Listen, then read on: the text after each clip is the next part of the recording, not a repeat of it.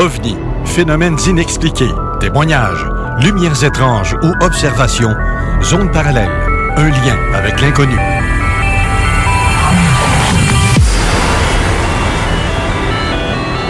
Visitez notre site web à l'adresse www.zoneparallèle.com.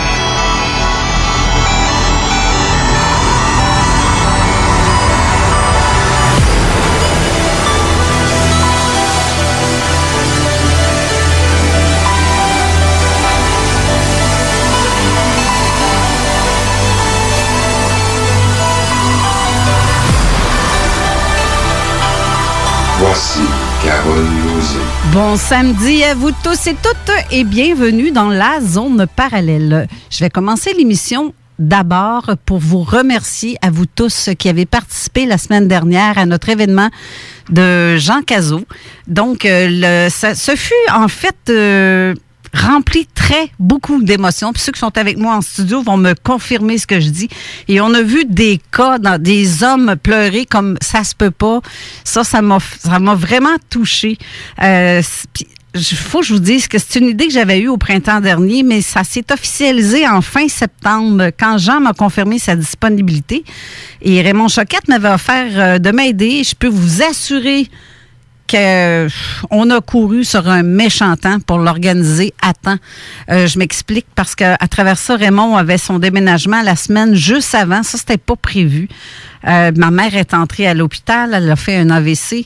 Donc, il y a eu plusieurs éléments qui nous ont mis des bâtons dans les roues, mais on est venu à bout de terminer puis de se rendre à ça royalement, je dirais même. Puis personnellement, on a tous... ça nous a demandé beaucoup d'énergie malgré tout, mais c'est parce que je devais aussi préparer mes émissions à chaque semaine avec ça, à travers tout ça. Fait que ça m'a demandé énormément d'énergie et de temps.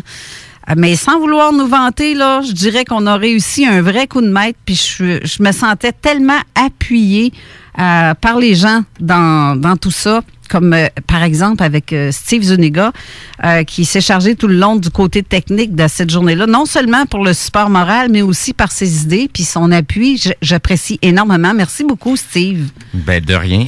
Ça m'a fait plaisir. C'est mes tripes de m'occuper de ce genre d'événement-là, comme je disais à un des gens du public qui était là, qu'on connaissait bien, Laurent Foster. Ben moi, c'est mon trip, les pitons, les lumières, puis tirer ses fils. Puis, mais vraiment, c'était excellent. Puis, tu sais, je peux pas remercier tout ce monde-là. J'ai aussi Manon Derry, qui est la co-animatrice habituelle, qui n'est pas là aujourd'hui. Ma sœur Hélène, ils ont accueilli ce beau monde-là, puis ils ont toutes vu à ce que tout se déroule correctement. Ça m'a enlevé tellement un poids, mais en même temps... Il voyait, oui, mais il voyait tout. Je pouvais pas tout voir parce que j'avais mon émission ici de 2 heures, puis on arrivait là. Il y a eu tellement de... Là, ça a été la rencontre entre deux personnes que ça faisait 20 ans que c'était pas vu. Donc, tu sais, tout te traîne dans la tête, puis tu te demandes, on va-tu s'en sortir? Mais oui, je pense qu'on s'en est sorti. Disons que c'était tout un événement pour tout le monde. Oui, carrément. Jean-François aussi qui a filmé l'événement, autant pour des capsules d'interviews. Ils vont être disponibles sur ODH TV aussi en début 2020, peut-être janvier, février. Mais il a aussi animé la salle en fin de soirée avec sa bonne humeur et son entrain. Ça a été comme wow! Ça a fait une belle fin joyeuse. Effectivement. J'ai trouvé ça bien le fun. Les conférenciers aussi qui étaient présents, c'était Linda Boivin, médium, le Donald Cyr, ufologue, René Chabot qui fait de l'hypnose, Martin Janta qui est un mathématicien, informaticien, en tout cas c'est un scientifique qui a participé aussi, Jean Morissette, ufologue. Puis l'hommage à Jean a été agréablement rendu aussi par, entre autres, on a commencé avec Yann Vanek qui a vraiment rendu quelque chose d'extraordinaire. Je suis tellement fière de la job qu'il a faite puis de ce qu'il a présenté. Ça a été vraiment quelque chose parce que les gens ont découvert un Jean Cazot différent de ce qu'ils ne connaissaient pas de lui. Il y avait aussi Richard Glenn qui s'est offert à venir rendre hommage. Ça a été tout un coup. Ma foi, j'en reviens pas parce que...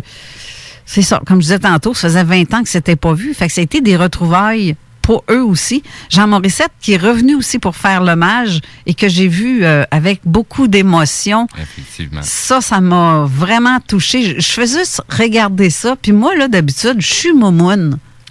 J'ai pas pleuré, pas une fois, mais j'avais des frissons tellement.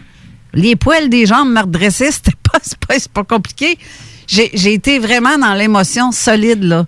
Pour être à la première place, pour tout voir et tout entendre, je te dirais que j'ai eu pas mal, une bonne partie de la soirée, la larme à l'œil et le cœur gros de voir le tu sais, c'est le rassemblement des gens autour d'un sujet et puis que ça va au-delà du sujet, là. Ça a été plus que ça. Il y a aussi, c'est vrai, il faut que je remercie aussi Bruno Lefebvre qui était à la caméra, mais qui a aussi rendu hommage. C'est lui qui a fait la plaque qu'on a remis à Jean. Exact. Très, très bien fait, oui. Très beau. Vraiment quelque chose de très professionnel. Puis il a tout filmé ici. Parce que Bruno, en fait, il est en train de faire aussi un documentaire sur Jean Cazot. Donc, tout ce qui a été dit ici en studio va se retrouver en partie dans le documentaire, mais ce qui a été filmé aussi là-bas. Puis il m'a remis quelques images à date, là, puis vraiment, là, je suis émue et je capote pour l'ouvrage qu'il a fait. C'est ça. Puis j'ai terminé l'hommage à Jean avant de lui laisser la parole. Puis, dans le fond, il nous a offert une magnifique conférence inhabituelle, inattendue, où il y a eu plusieurs révélations, puis très personnelles. Il s'est dévoilé, vraiment, là. Oui. Puis il nous a laissé, en fait, un extrait de son prochain livre, L'extraterrestre qui faisait de la radio. Donc, il a dit des choses en public qu'il n'a jamais osé faire. Ça a saigné, comme il disait. Oui, ça a saigné. Ça a saigné solide. Puis Richard Glenn en a profité aussi pour faire son émission sur place, mais c'est ça. Sachez qu'il y a eu des retrouvailles inoubliables où deux amis de longue date qui ont pu échanger. Quand on est arrivé dans le hall de l'hôtel et que je voyais mon Richard installé confortablement, il a écouté notre émission de radio sur son téléphone parce qu'il n'a pas trouvé le studio. Il était censé venir en studio. OK. Mais il n'a pas trouvé la place. Fait qu'il retournait à l'hôtel, puis il écoutait l'émission par son cellulaire, assis dans le hall d'entrée. Puis quand que Jean est rentré là et qu'ils se sont installés chacun sur le fauteuil, il n'avait pas remarqué que Richard était au fond. Il s'installe, puis il dit « Mon Dieu! Richard Glenn, le Père Noël, toi qui es rendu ici. » Mais on l'a tellement ri, la magie des retrouvailles. J'ai assisté à ça. Ça a été grandiose. J'ai pas d'autres mots à dire. J'avais vraiment le goût de pleurer de joie pour ces deux hommes-là. Puis ça a été vraiment... Il fallait être sur place pour comprendre la magie de ce qui s'est passé là. Il n'y a pas vraiment de mots pour expliquer exactement comment que ça s'est passé, toutes les émotions qui ont été vécues cette journée-là. Il fallait vraiment être là. Mais c'était un moment important qui devait se dérouler. Oui, c'était carrément très ressenti. Les gens dans la salle, j'en ai vu qui ont pleuré, qui ont ri, qui ont... toutes les émotions ont passé là. Sais-tu qu'on était à peu près 115 personnes pour assister? C'est fou, là. Tout ça organisé vraiment à dernière minute et les gens ont embarqué parce que Jean Cazot, il méritait cet hommage-là.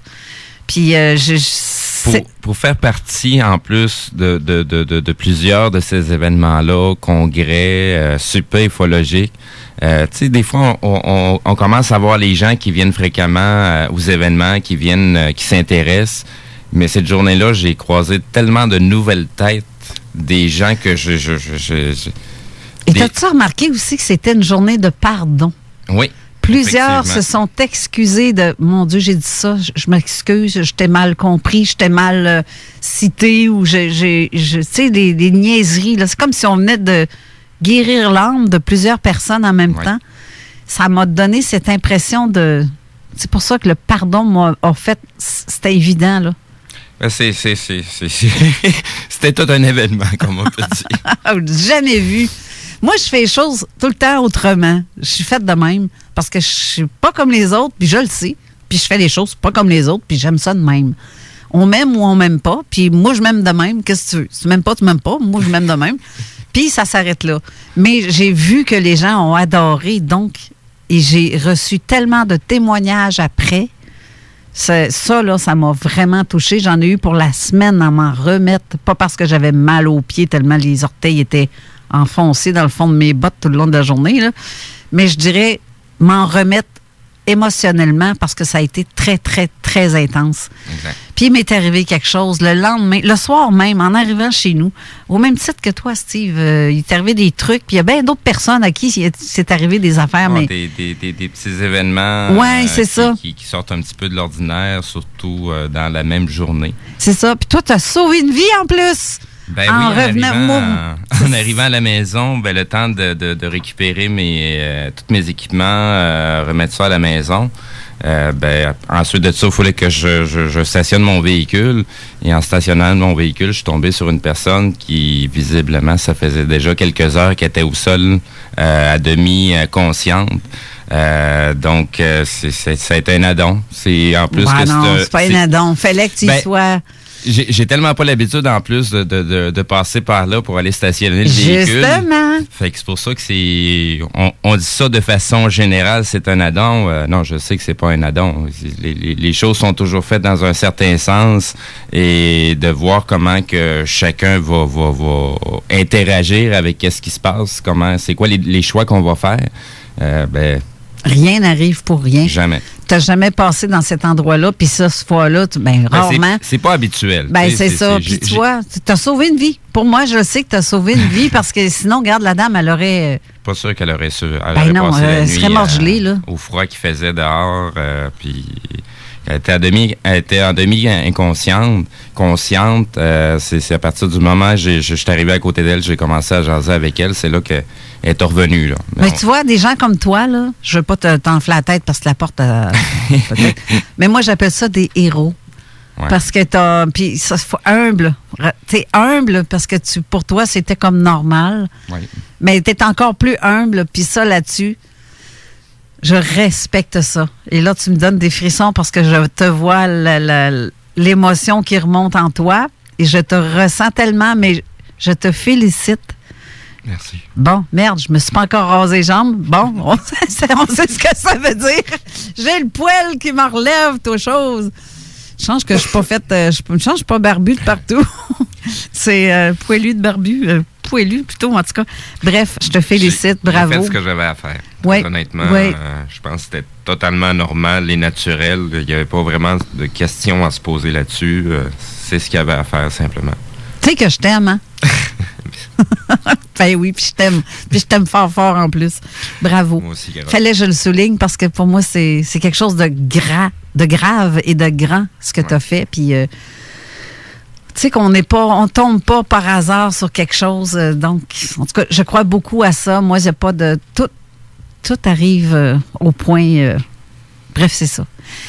En fait, je voulais, pour revenir à ce que je disais, je veux vous remercier tous d'avoir participé à cette réussite de samedi dernier. Puis grâce à vous, tout était grandiose. Puis merci aussi à mon conjoint qui m'a appuyé, qui m'a aidé, qui a rempli le coffre de char, débarque le coffre, rempli le pick-up. Hey, regarde, on a-tu fait du voyage, puis des... T'as oublié mon lunch. Oui, puis t'as fourni le lunch en plus, parce que t'es restée à la salle toute seule, comme un petit pitou. Bref, mais je veux vous annoncer aussi qu'il va y avoir une vidéo qui va être rendue disponible dès ce soir, 20h, en direct sur la chaîne YouTube de Orandia.tv, à l'émission de Richard Glenn, en direct, ceux qui veulent voir, parce que Richard, qui anime Ésotérisme expérimental, il va mettre ses images et l'émission de ce samedi. C'est ce qui s'est passé, justement, la semaine dernière. Le vidéo Randia. Oui, c'est ça, le vidéo Randia de... Qu'est-ce que j'ai dit? C'était pas ça? Ésotérisme expérimental. Ben c'est ça. Orandia.tv. L'émission qu'il fait sur YouTube, c'est Vidéo Randia. Okay. Donc, ça va être beaucoup plus facile de le retrouver facilement sur YouTube en tapant Vidéo Randia ou Orandia TV. Vous allez tomber directement sur son canal YouTube pour pouvoir écouter l'émission. Ceux qui suivent justement Richard Glenn, ils vont être vraiment étonnés de voir, parce qu'il a ramassé des beaux témoignages. Lui, il a eu l'honneur de pouvoir discuter toute seule avec Jean dans l'entrée, dans le hall. Il a fait une interview avec ceux qui sont membres du Club Créé, vont pouvoir voir l'entièreté de cette vidéo-là. C'est vraiment exceptionnel. Le retour de ces deux-là, c'est à voir. Je vous le garantis que c'est à voir. Ça fait longtemps qu'ils se connaissent, puis ça fait longtemps qu'ils se sont pas vus. Qu'ils gravitent aussi dans le même domaine. C'est ça, exactement. Et c'est cela. J'ai aussi en studio Pierre Brunet. Bonjour, Pierre. Bonjour. Ça va bien? Ça, je te vois, ça va beaucoup mieux. Ah, ben, arrête donc. T'as aimé ton samedi dernier? J'avais la larme à l'œil parce que je connaissais Jean depuis l'âge de 18 ans. Là. On s'est perdu de vue pendant un certain temps, mais on s'est retrouvés. Puis, on s'est pas lâché depuis ce temps-là, qu'on a fait plusieurs émissions ensemble, même avec Denis Lévesque à Choix FM, et ici. Ça, c'est super. Ça a été vraiment super. J'ai aussi Benoît Maranda. Bonjour, Benoît.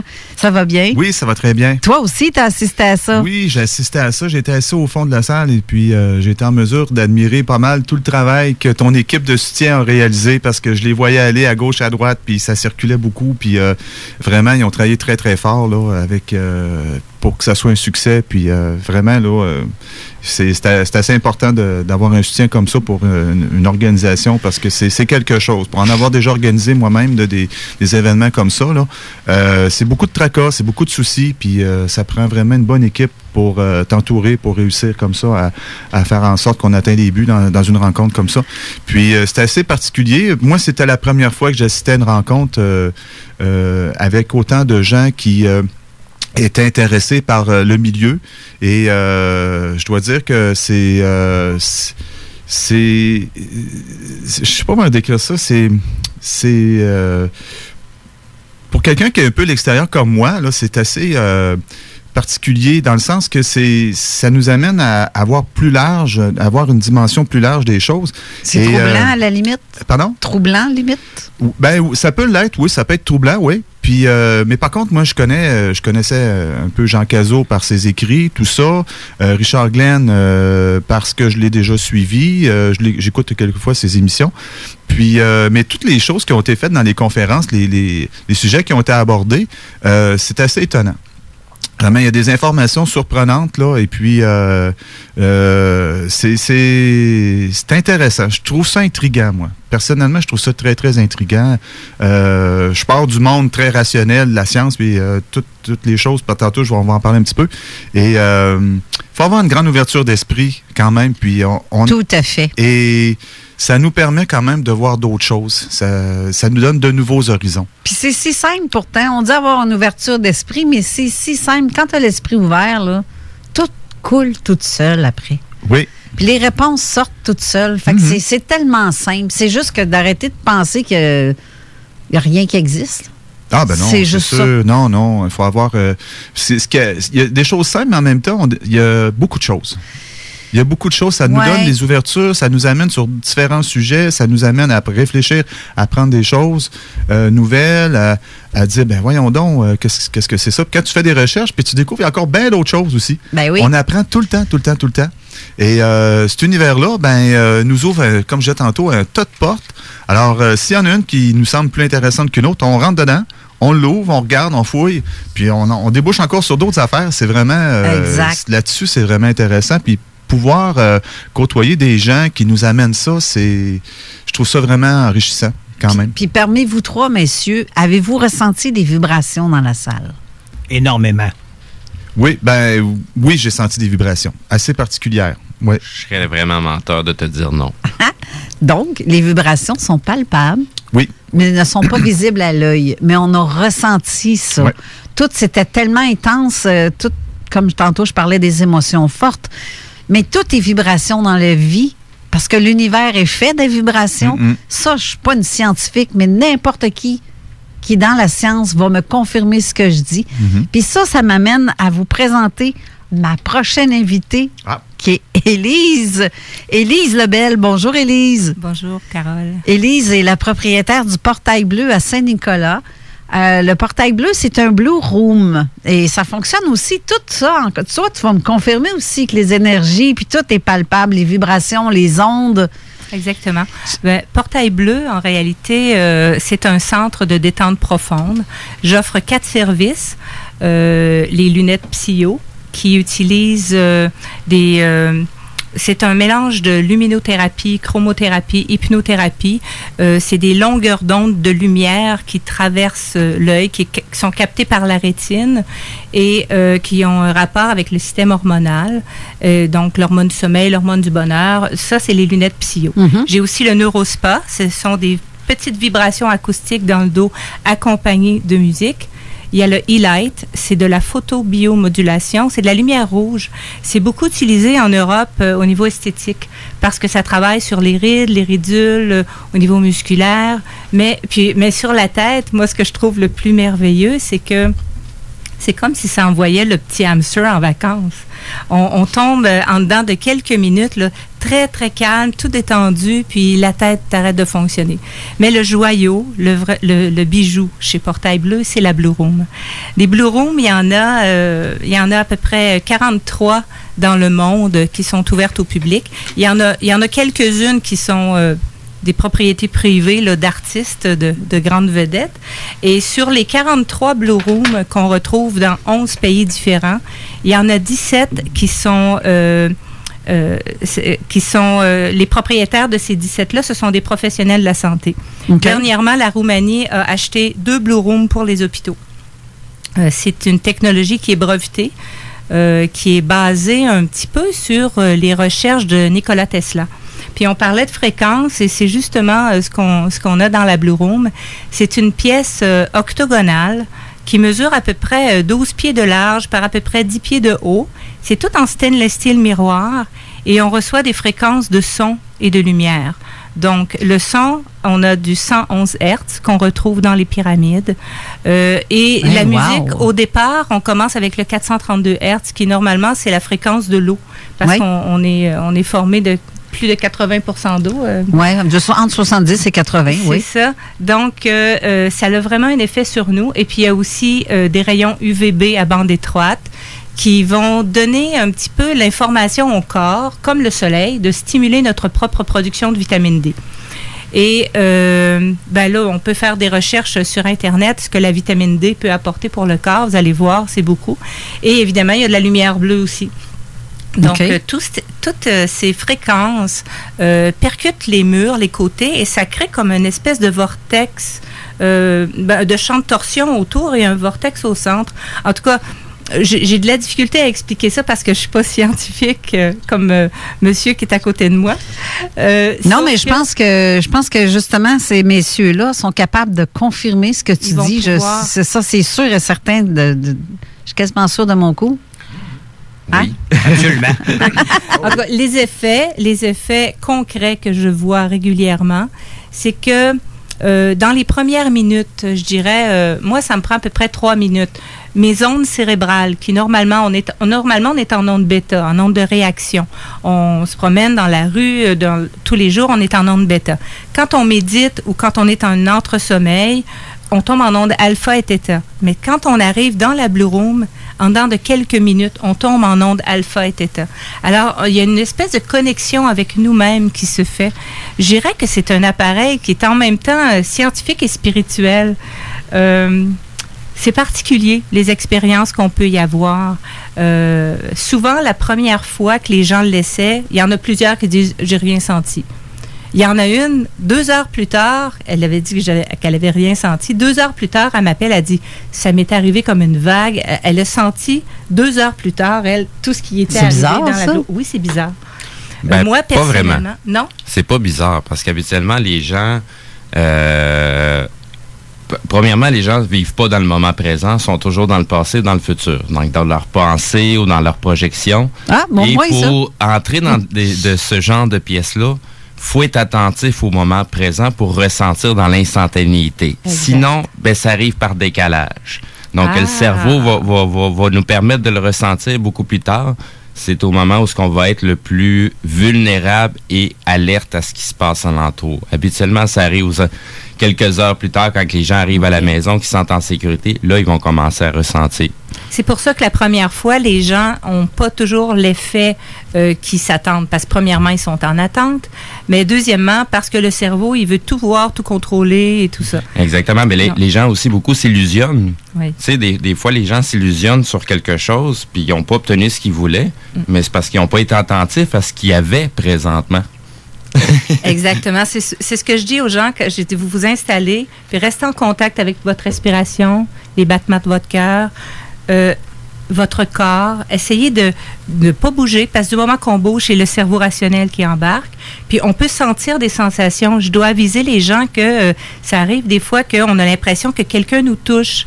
Ou qu'il y a une présence. Ou qu'il y a une présence. Oui, il y a des gens qui ont vu des présences. C'est des êtres bleus. Puis il y en a plusieurs qui m'ont décrit les mêmes en plus.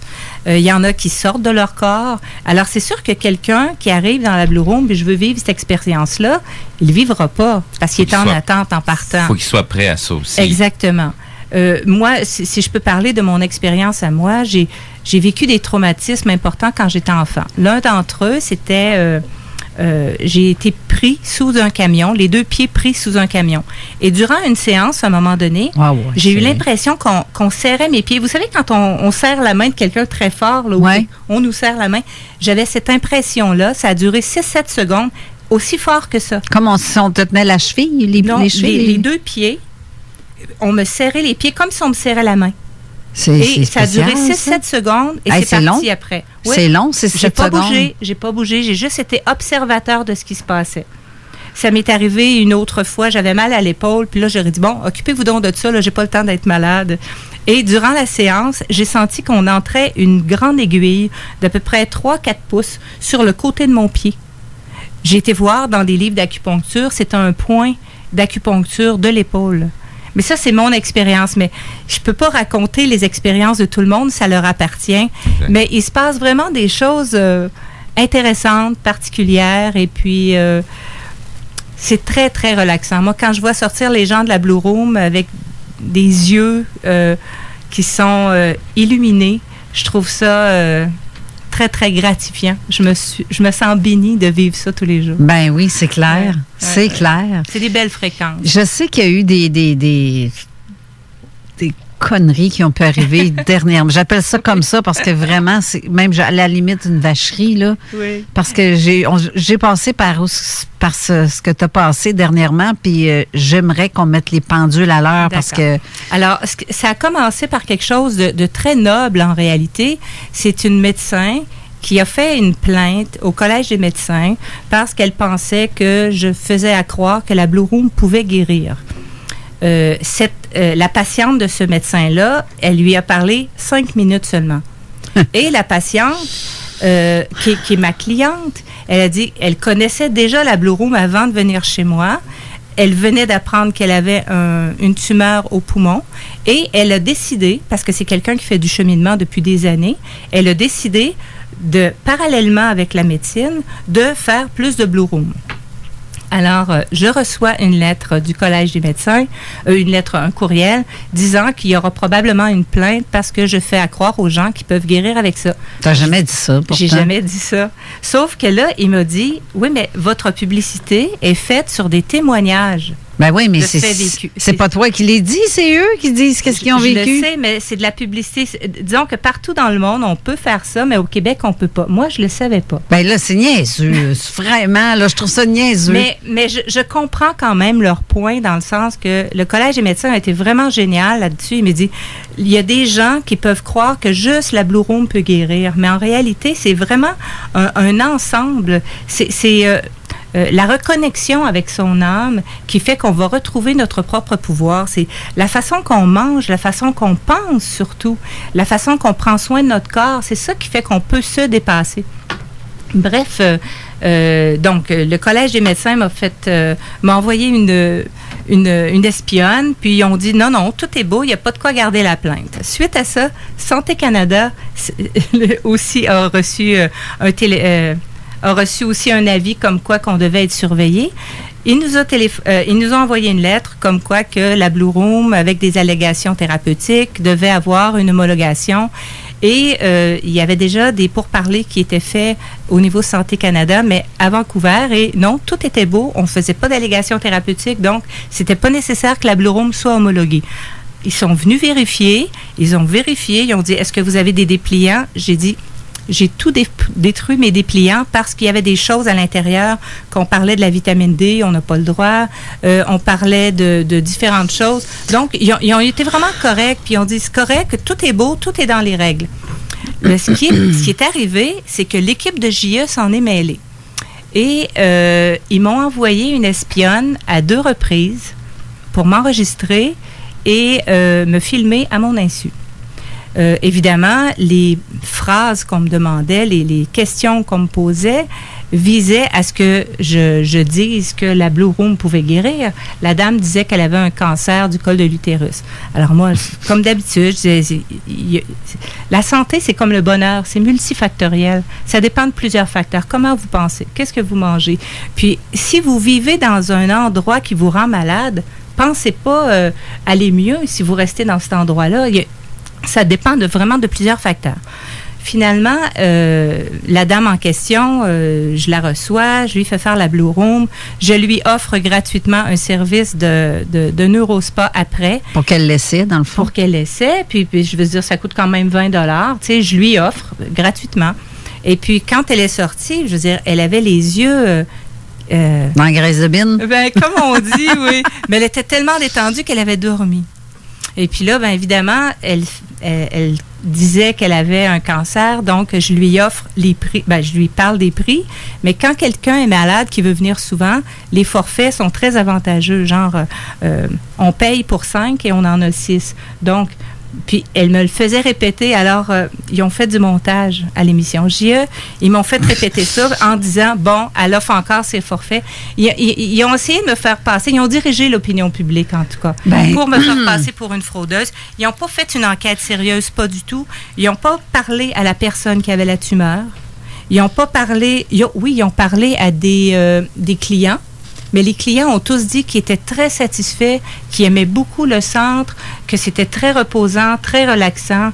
Ils ont aussi parlé à la propriétaire. Ils n'ont pas montré ça, les témoignages des autres. Hein? Non, leur but était clair. Je le voyais très bien. Leur opinion, c'était ça. C'était ce qu'ils voulaient faire, c'était de détruire un petit peu cette technologie-là. Si vous me permettez, madame, ça fait longtemps que les médias ont perdu totalement leur crédibilité parce qu'ils nous prennent vraiment pour des imbéciles, comme si on n'est pas capable de s'informer par soi-même. Sauf que ça a créé quand même un précédent, dans le sens que les gens se sont mis à douter de la Blue Room et à douter de moi. Et je reçois encore des téléphones haineux suite à ça. Donc, il y a quand même eu... mais je suis bien dans ma peau, je suis bien, je suis heureuse. Donc, mais je trouve ça dommage qu'il y ait des gens qui veulent pas aller vérifier par eux-mêmes et se faire leur propre opinion. Moi, en tout cas, j'invite les gens à venir. On entend souvent, donne-moi des sources. Ouais. Mais même si on leur donne les sources, est-ce qu'ils vont aller vérifier? Ils vont rester bloqués sur leur idée? Ils attendent ce que les autres vont dire. Exactement. Qu'est-ce que les autres vont dire? Ça me fend. En tout cas, c'est ce qui a été dommage avec l'émission de JE, c'est qu'ils n'ont pas fait une enquête sérieuse, contrairement au Collège des médecins, qui ont fait le même genre d'enquête, sauf qu'ils se sont fiés, ils ont vraiment été chercher tous les éléments. Mais de toute façon, c'est pas grave. La Blue Room a été brevetée, Santé Canada, c'est OK pour eux, Collège des médecins aussi. Comme je disais tout à l'heure, il y a 17 Blue Rooms sur 43 que les propriétaires, ce sont des professionnels de la santé. Et puis en plus, il n'y en a pas un dans un hôpital là, quelque part. En Roumanie, ils viennent d'en acheter 2. Tiens, donc, dans un hôpital. Oui. Je me dis, voyons. C'est tous des secteurs que ça fait longtemps qu'ils utilisent ça. Si tu regardes du côté de la Russie, ils ont des appareils qui leur permettent de voir l'aura de la personne pour être en mesure d'établir un diagnostic médical. Mais ça se passe en Russie. Ils ont l'ouverture d'esprit comme ça et réussissent à aller beaucoup plus loin. Des fois, où ce que la médecine traditionnelle a ses limites, mais eux ont l'ouverture d'esprit de rajouter une option supplémentaire pour le patient qui a besoin d'aide. C'est pas une question d'ego de vouloir maintenir les choses dans un seul bassin que on peut pas guérir, mais qu'on peut apporter de l'aide aux gens. Tu sais, à la base, on a même eu des médecins, Patch Adam. Ben oui. C'est quoi que lui, il faisait? Est-ce qu'il faisait des injections? Est-ce qu'il donnait des médicaments? Il apportait le bonheur. Il faisait juste apporter le bonheur en premier. La joie, c'est une fréquence qui est très haute. Le jeu, c'est une fréquence qui est très haute. C'est qu'à la base, il faut avoir au moins envie de changer, avoir envie de guérir, avoir envie de vivre, tout simplement. Tout part de la pensée. Exact. Il y a plusieurs scientifiques qui ont fait des études là-dessus. J'en ai même une dernièrement, là, qu'on en parlait tout à l'heure, que c'est même pas la génétique qui détermine notre ADN. Lui, il disait que c'est vraiment les pensées, puis c'est un scientifique connu. Ben, j'ai pas son nom sur moi. C'est la pensée est vibration. C'est tout simplement ça. Tout est vibration. On le dit tellement souvent. C'est fréquent qu'on en parle de ça. C'est ce que je mentionnais souvent d'ailleurs aux gens quand ils viennent me voir puis qu'ils parlent de la maladie. Ils disent ma maladie. J'ai dit premièrement, tu ne te l'appropries pas, ta maladie, et tu cesses d'en parler. Du moment qu'on cesse d'en parler, c'est que quand on en parle, le mot a une fréquence et le mot va stimuler aussi les pensées. Tu dis le mot viol à une fille qui a été violée, ça change la biochimie de son corps instantanément. Ben oui. Donc, si tu parles de maladie, il se passe quelque chose dans ton corps aussi. Ben oui. Alors, plus tu dis le mot de ta maladie, plus tu ramènes cette fréquence-là dans ton présent tout le temps, tu la gardes dans ton présent. Alors, on n'en parle plus. On parle santé rayonnante, santé optimale, joie de vivre. Je suis un héros. Oui, puis quand tu sais que tu as le cancer, là, ce que tu as besoin, c'est de relaxer, pas de stress. Oui. C'est ça, justement, ce que ça vient faire aussi, la Blue Room. J'en ai plusieurs qui ont des cancers qui viennent la femme d'un médecin qui vient régulièrement. J'ai des juges, j'ai des militaires qui viennent. J'ai des gens de tous les domaines. Fait que c'est sûr que quand JE a mentionné ces choses-là, je veux dire, mais ils prennent nos clients pour qui, là? Nos clients, c'est pas des imbéciles. Ben non, c'est ça. Hey, mes collèges de médecins, c'est fédéral ou provincial, ça? C'est provincial. Provincial. C'est en train de me dire que le Québec est reculé par le tonnerre en tabarnak. Mais moi, je trouve qu'ils ont été corrects quand même, le collège des médecins, parce qu'ils sont quand même venus vérifier toutes les choses. Ça, c'est correct. Mais je veux dire, le collège, si le collège fait mais c'est sur les témoignages, sur la publicité des témoignages. Ben c'est parce que là, on dirait qu'il y a fait partie du Code civil. Ben là, ben non, excuse-moi, moi, si moi je veux parler de mon médecin à moi, puis que je veux en parler ouvertement, il y a des sites pour ça que tu dois noter ton médecin, puis si tu veux commenter. C'est juste le contexte qui change, parce que mettons sur une page, mettons la page Facebook de Madame, si les gens d'eux-mêmes vont aller mettre leurs commentaires. C'est une chose, mais de se resservir de ces commentaires-là pour les présenter, ils ne peuvent pas être utilisés comme un contexte de publicité. Tu n'as pas le droit de laisser aller les gens commenter? Oui, les gens, ils peuvent dire leurs commentaires. Mais elle ne peut pas reprendre les commentaires. J'ai pas le droit de prendre, admettons, comme le vidéo que j'avais faite, qu'on voit dans JE, l'homme qui avait, suite à un ACV, qui était paralysé du côté droit. Quand tu vois des choses extraordinaires comme ça, c'est difficile de ne pas en parler. Là. Après une seule séance, que son bras s'est mis à rebouger. J'ai jamais dit que c'est ça qui était pour arriver. Sauf que c'est ça qui est arrivé. Mais j'ai pas le droit de me servir de témoignages des autres pour faire ma publicité. C'est comme si on voudrait empêcher que les bonnes... Je sais pas. Hein, ils ont peur que les gens se servent, qui pensent que juste la Blue Room peut guérir. Ben, OK, ouais, c'est ça. Je comprends ce concept-là. Ouais. Là, on va devoir aller à la pause. Mais avant de partir à la pause, j'aimerais vous dire le numéro de texto qui est le 581-500-1196. Ceux qui ont des questions à poser à Élise ou à toute autre personne en studio. Et en même temps, sur la page Facebook de Zone Parallèle, allez sur le poster de l'émission. Ben, j'ai remis le lien pour c'est celui que je vois le plus visible en premier. C'est le lien, dans le fond, de partage pour aller sur le lien direct via Internet à ton émission. Je vois pas ta page, celle avec l'affiche. L'affiche, je l'ai partagée sur Zone Parallèle. Mais sur Facebook? Ah, ben oui. Ben, tu l'as. Tu l'as. C'est marqué, sauf qu'on ne voit juste pas l'image. Oui, exact. C'est écrit mode fossile, prise 2. J'ai même d'ailleurs écrit c'est ici pour les commentaires. Tantôt, j'ai écrit ça. Bref, si vous avez des questions, c'est le temps. Et en même temps, on va avoir une surprise et un tirage spécial. 2 tirages, en fait, parce que j'ai aussi un tirage à faire que je n'ai pas dit encore. Mais celui-là, ça va être pour la fin de l'émission. Mais avant, sinon, pour la on a première... déjà un salut gang du côté des textos d'une madame qui s'appelle Denise. Salut Denise. Elle nous écoute tout le temps. Puis je trouve ça le fun. Ça, c'est vraiment le c'est le premier commentaire que je vois toujours passer dans les textos. Ah, c'est le fun.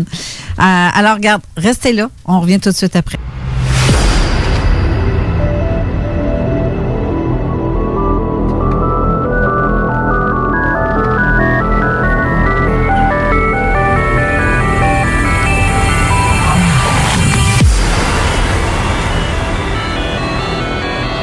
De retour en studio avec nos nombreux invités. Le studio est rempli, hein? Steve. Toujours. Steve, Pierre Brunet, Benoît Miranda et Élise Lebel. Tu disais quoi tantôt dans tes recherches? Je disais, parce que madame, excusez-moi si j'oublie, j'ai bien de la misère avec les prénoms. C'est pour ça que j'appelle madame et monsieur tout le temps.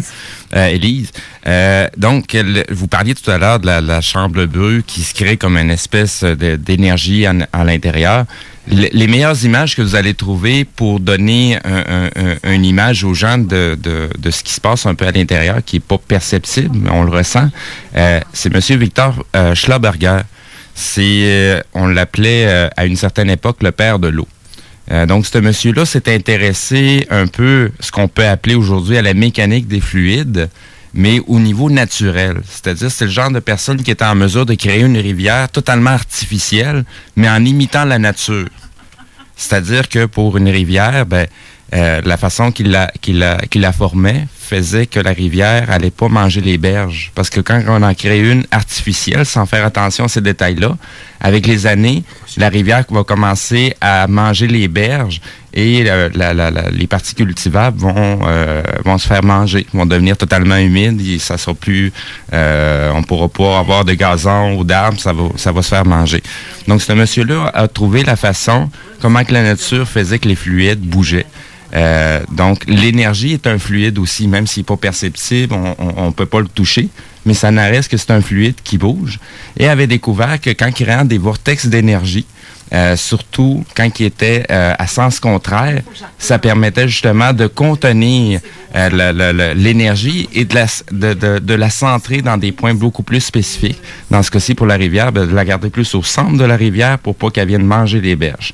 Au niveau énergétique que vous parlez, mais la chambre, sa forme géométrique fait que ça va rester en vortex, ça va rester en mouvement à l'intérieur. Donc, les images qu'on va pouvoir retrouver via Google Recherche ou juste à taper Victor Schlaberger ou Vortex, et on va découvrir les images qui vont nous permettre de visualiser un peu plus c'est quoi qui se passe à l'intérieur. Moi, j'avais fait quelques recherches aussi sur Internet concernant les fréquences, comment les fréquences agissent avec la géométrie sacrée. Exact. Donc, ils mettaient du sel sur une plaque de métal, ils augmentaient le son et ça créait des géométries sacrées très, très rapidement. Ils ont fait la même chose avec l'eau aussi, l'eau qui s'est mise à couler en zigzag. La géométrie elle-même apporte une fréquence d'elle-même. Parce que vous avez les travaux du docteur Emoto, un autre qu'on appelle... Masaru Emoto. Exactement, qu'on appelle le père de l'eau. Il y a eu 3 personnages à l'heure actuelle que je connais qui ont été appelés père de l'eau. Donc, le docteur Emoto, Victor Schlaberger, qui était le premier, et le dernier, c'est plus moi qui l'a nommé comme ça, qui s'appelle Stanley Meyer, qui est la personne qui a révolutionné un peu la façon de l'électrolyse de l'eau, qu'aujourd'hui on appelle un HHO, un générateur d'hydrogène qui permet de faire plusieurs choses. Mais c'est une autre personne qui a travaillé avec l'eau de façon très étroite. Sinon, on peut revenir encore plus en arrière. Les premiers à avoir travaillé avec de l'eau, c'était les Égyptiens. Mais ça, c'est un partage que tu as fait dernièrement au sujet des pyramides. Hier, justement, le cas 2019. Oui.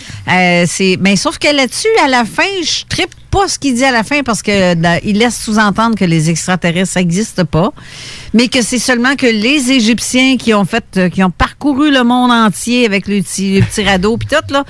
Mais je dénigre pas du tout les Égyptiens. Ils ont mais sauf que de dire que ça remet en question beaucoup de choses. Ouais. et beaucoup de croyances. Ben oui. Mais je préfère qu'on n'embarque pas là-dessus parce que ça pourrait faire quasiment une émission complète. Ben, c'est ça, exactement. Parce qu'il y a beaucoup de choses là-dedans. Exactement. Mais sinon, Allez la voir, la vidéo, elle dure 3 heures, 3h30 dans ce coin-là. je l'ai toute faite de A à Z. Moi tout. Puis je peux te dire que la fin m'a déçu un peu, mais en ensemble, je dirais que c'est vraiment, c'est quand même pas pire comme.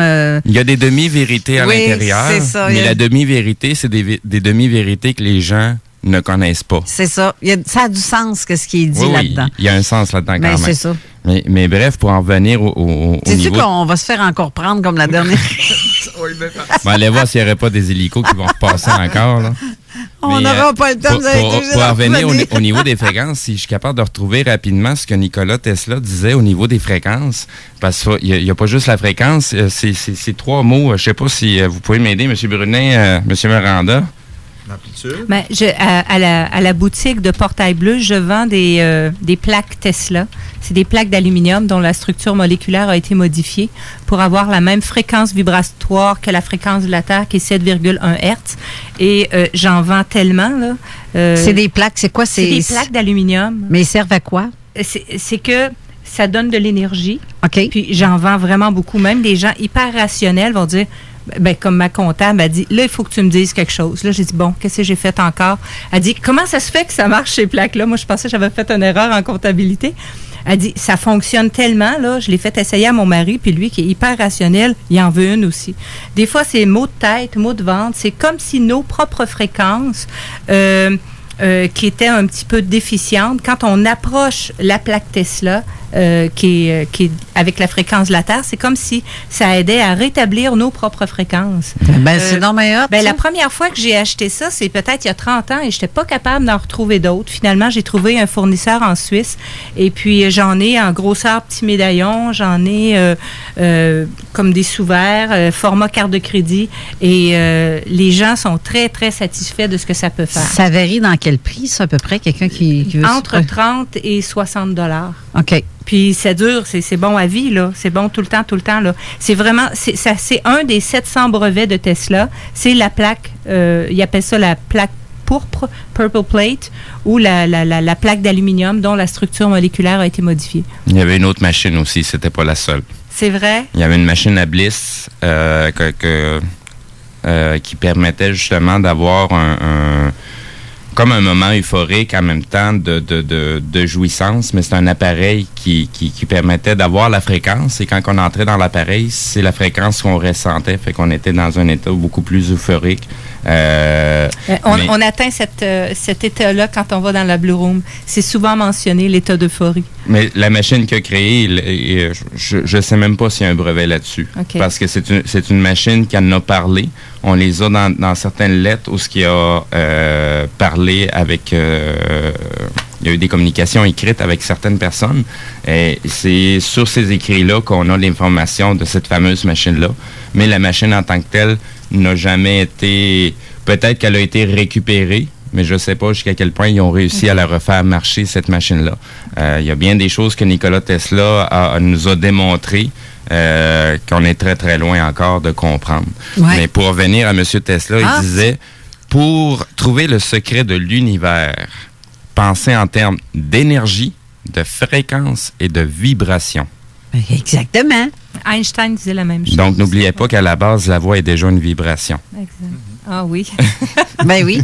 Ben oui. Puis ça, c'est pas palpable. Non. Je veux dire, avec ses doigts, ses mains. Ben, je dis, regarde, oui, c'est palpable, mais pas comme on l'entend. Non. C'est ça. Ah, le petit prince a dit. Tu sais, qu'est-ce qui est bon?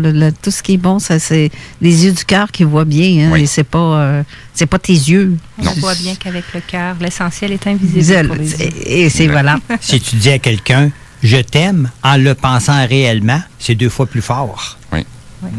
Question d'intention. Exactement. Exact. Mais en fait, parce que là, on n'a comme pas jasé non plus du sujet principal. Encore une fois, on se fait avoir à chaque fois. Est-ce qu'il y avait d'autres détails que tu voulais parler justement pour le Blue Room? Je pourrais peut-être mentionner pour les militaires qui ont des problèmes de PTSD. Moi, Explique qu'est-ce que PTSD, Post-Traumatic Stress Disorder. OK. Moi, j'avais ce problème-là. Puis c'est comme ça que j'ai connu la Blue Room, parce que j'avais rencontré quelqu'un qui travaillait. Elle donnait des conférences sur le cerveau, comment les synapses fonctionnent et tout ça. Puis là, elle dit, va donc voir. Elle dit, il existe une Blue Room. Il y en a juste une au Canada. À l'époque, il n'y en avait qu'une. C'était à Saint-Sauveur. Là, j'ai dit, yes, c'est donc bien cute. C'est pas Vancouver, là. Je vais pouvoir me faire 3-4 heures de route, puis je vais y aller. Puis c'est comme ça que j'ai découvert la Blue Room. Mais en très peu de temps, les flashbacks ont arrêté. Mon stress a diminué tellement. Puis là, je suis tellement zen. Là, ça paraît aussi. Ah, je suis bien. Ça paraît. Ouais. Je t'ai tout le temps connue comme ça, zen. C'est ça que c'est ça. Mais ce que je me suis aperçue, c'est que j'ai beaucoup aimé Saint-Sauveur. C'est une ville qui est vraiment le fun. Puis quand je sortais de la Blue Room, j'allais marcher sur la rue. Les gens, c'est comme s'ils arrêtaient puis ils me regardaient passer. Comme si j'étais une vedette de cinéma. Et j'émanais. En sortant de la Blue Room, j'émanais tellement fort que les gens arrêtaient carrément. Puis, c'est vrai. Ça, je trouve ça le fun. Mais en tout cas, bref, ce que je voulais dire, c'est que les militaires, aux États-Unis, les autorités américaines paient 2 soins par semaine aux vétérans qui ont subi des stress post-traumatiques. Et ils ont de très, très bons résultats. Fait que c'est un petit in en passant, là. Puis ceux qui veulent tester tous tes équipements, peu importe que tu parles de la lunette ou la Blue Room en tant que telle, tu as un spécial en plus pour la période des fêtes? Oui, on a commencé hier. C'est promo Noël gagnant-gagnant, puis je vais vous expliquer pourquoi. Donc, j'ai comme sorti 2 certificats cadeaux. Un certificat cadeau qui vaut 85 $, mais que je vends 65 $. C'est une Blue Room, une séance de Blue Room et une séance de NeuroSpa. Ou on prend le certificat cadeau d'une valeur de 113 $ que je vends à 85 $. Ça comprend le E-Light, la Blue Room et le NeuroSpa. Donc, soit qu'on achète la carte cadeau à 65 qui vaut 85 ou la carte cadeau à 85 qui vaut 113. Et suite à ça, si vous achetez un des deux, je vous offre gratuitement 2 certificats cadeaux Psyo, valeur de 70 $. Un pour vous, puis un pour la personne à qui vous allez l'offrir. Ben, je trouve ça génial. C'est génial. Oui, parce qu'en plus, c'est pas mal moins dispendieux. Pour la période des fêtes, ça fait un super de beau cadeau de Noël. Oui, exactement. Mais là, on fait un tirage ici. Parmi ceux qui vont commenter ou qui vont nous envoyer des textos et que vous me dites, je suis intéressé à tester ça. Je prendrai les textos. Oui, vas-y. Je vais prendre, ça va être juste les textos. Alors, c'est un certificat E-Light, Blue Room, NeuroSpa, valeur de 113 $, plus un certificat cadeau Psyo que je fais tirer là, présentement. Ça, c'est vraiment, vraiment un prix d'une très grande valeur, puis c'est vraiment pas dans tous les sens du mot, là. Ouais. Et puis, c'est vraiment, ces 4 services-là ont la particularité de détendre profondément. Donc, 4 d'affilée, là, on est vraiment sur une autre planète. Je vous répète le texto qui est le 581-500-1196. Les premières personnes qui vont, dans le fond, on va tirer parmi tous les textos qu'on va recevoir. Et vous n'avez qu'à marquer votre prénom, au moins votre prénom, parce qu'on ne voit que votre numéro de téléphone. Et là, ça va me prendre ton adresse aussi, ceux qui veulent se rendre chez toi. Oui. Alors, Portail Bleu, c'est à Saint-Nicolas. Oui. Dans le secteur de Saint-Nicolas à Lévis. Je suis à peu près à 5 km des ponts, sur la route Marie-Victorin. OK. À 2 rues du petit centre d'achat, place Saint-Nicolas. Sauf que l'entrée et le stationnement se prennent par la rue des Érables. OK. Donc, c'est une maison privée parce que je voulais avoir le commerce dans un lieu privé et non être dépendante de local commercial parce que c'est quand même une belle grosse machine. Donc, on entre par la rue des Érables. C'est le 889 Marie-Victorin. OK. Lévis, secteur Saint-Nicolas, G7A0L1. Et pour réserver, c'est le 418 836 5171. OK. Le 418 836 5171. On peut aussi écrire par courriel info@portailbleu.ca. OK. Là, je sais que je vois déjà des gens qui commentent sur la page Facebook sous le poster et on reçoit aussi des textos. Juste mentionner que pour le tirage, c'est les textos qu'on attend. Donc, il y a déjà des gens qui ont commencé à nous texter. Textos et ceux qui commentent, qui disent sont intéressés sous le poster de l'émission d'aujourd'hui aussi, peuvent dire « Ah, je suis intéressé, j'en vois qui rentre. » Tu vois, j'ai Marie-Ève Leclerc que je salue en passant. Elle dit qu'elle est intéressée pour le tirage de Blue Room. Fait que mets son nom dans le chapeau. Marie-Ève. Ensuite, c'est ça. Pour l'instant, c'est la seule. L'autre, c'est Chantal qui écrit dommage qu'elle a son problème de santé qui l'empêche de se déplacer. Je comprends, là, parce que c'est une forme c'est de l'agoraphobie. Donc, je comprends qu'elle ne peut pas se déplacer aussi facilement. Mais bref, ceux qui ont sont intéressés à participer, je vais vous faire, on va vous faire connaître le nom à la fin de l'émission. Parfait. Ça te va, toi? Oui, ça me Comme va ça, très je vais bien. pouvoir te communiquer le nom du gagnant ou de la gagnante de cette C'est une journée. belle expérience à vivre. Il faut vivre ça au moins une fois. Donc, d'ici la fin de l'émission, je vais continuer à prendre en note le nom des gens. Donc, ceux qui vont être via Facebook, je vais prendre leur prénom qui est indiqué. Oui, il y a Marie-Josée Cyr que je salue aussi. Ah, OK. Marie-Josée qui vient de qui me dit intéressée aussi. Bref, je vous salue tous en passant, chers auditeurs et auditrices qui nous écoutent en grand nombre, comme à chaque semaine. Denise Brûlé qui est intéressée aussi. C'est ça, j'ai regarde j'ai partout, Monsieur je pense Lapointe, j'ai aussi Madame Denise de tout à l'heure. Donc, Tabarouette, lâchez-vous là. C'est ceux que c'est un beau cadeau de 113 $. C'est rare que je fais des gros tirages de cette envergure-là. En réalité, c'est 113 plus 35. Plus 30. Ben, ça veut dire que ça vaut. J'offre le PSIO aussi. Donc, Ah, c'est vraiment ben, les 4 services. Ouais, c'est quasiment, on va dire un cadeau d'une valeur d'à peu près 150, là, si on met ça ensemble. Là. C'est énorme comme cadeau de Noël. Je trouve ça intéressant. Alors, je vais vous souhaiter bonne chance à tous ceux qui commentent ou qui textent ou au 581-500-1196. Là-dessus, je te dirais, moi, je veux l'essayer, ça, c'est sûr. Tu me l'avais offert, puis ça n'a jamais donné.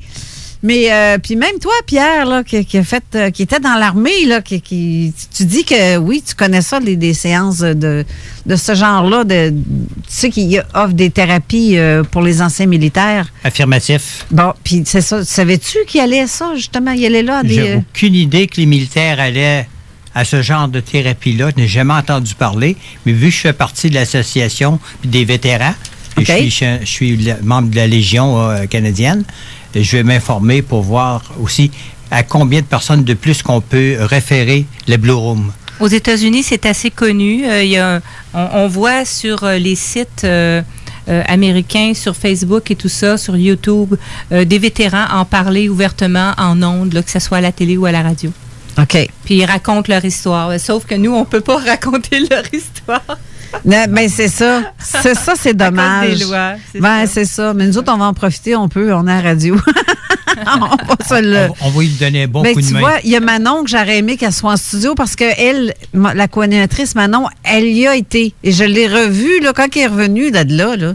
Elle nous en a parlé pendant des semaines. Ah oui.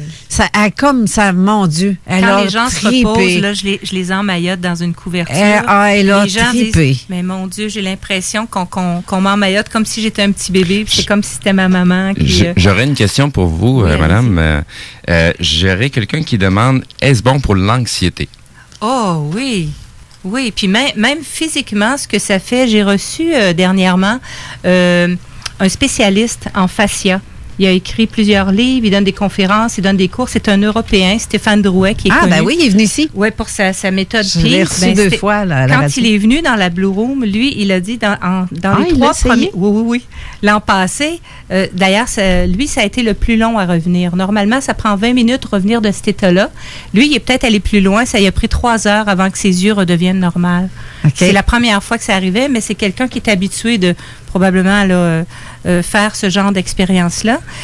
Il a dit qu'en dedans de 3 minutes, tous ses fascias avaient comme... c'était ouvert en parabole. C'est le terme qu'il a utilisé. C'est comme si ces fascias, c'est les tissus conjonctifs, se sont détendus dans le temps de le dire là, très, très rapidement. C'est pour ça qu'il y a des gens qui ont l'impression que ça picote sur leur peau, qu'on a l'impression que quelqu'un nous touche. C'est que physiquement, il se passe quelque chose au niveau des tissus conjonctifs. Ouais. Je trouve ça drôle. Denise qui m'écrit en texto, maudite mafia médicale. C'est un peu ça. Mais en même temps, c'est surtout faut même pas se fâcher contre mais eux non, autres. mais Faut c'est juste... surtout JE que je trouve ça bien c'est vraiment Ils poche. n'ont pas ce qu'ils fait ont une enquête sérieuse. Non, ben non, Ils ont vraiment dirigé l'opinion publique, mais... Hey, nous autres, là, quand on y était, là, parce qu'on a fait ils nous ont demandé de participer à une émission spéciale Halloween avec Antis Québec, puis il y a vraiment, là, ils sont allés chercher du monde. Là. Ils n'ont pas été honnêtes. Ah non, mais moi, là, j'ai assisté à ça comme œil du témoin, du public, là, comme témoin. Puis je peux te dire que j'ai vu un caméraman quasiment chier dans ses culottes de peur. Puis qui est rendu là, à l'écran, il s'est jamais rien passé. Non, Hey! exact. Hey! Ouais. C'est du mensonge pur et simple. Puis ils ont été chercher Ils ont été chercher Christian Page pour faire analyser ou parler d'une situation. Mais Christian n'était même pas là. Moi, j'y étais. Tu peux pas commenter quelque chose dont tu vois pas l'entièreté des vidéos. Exact. Puis lui, on montrait un extrait de 2 minutes. Puis il a tout de suite jugé à partir de ça que j'ai trouvé ça vraiment, mais vraiment ridicule. Puis leur supposé expert qui aurait analysé une vidéo, c'est un gars qui fait des jeux vidéo.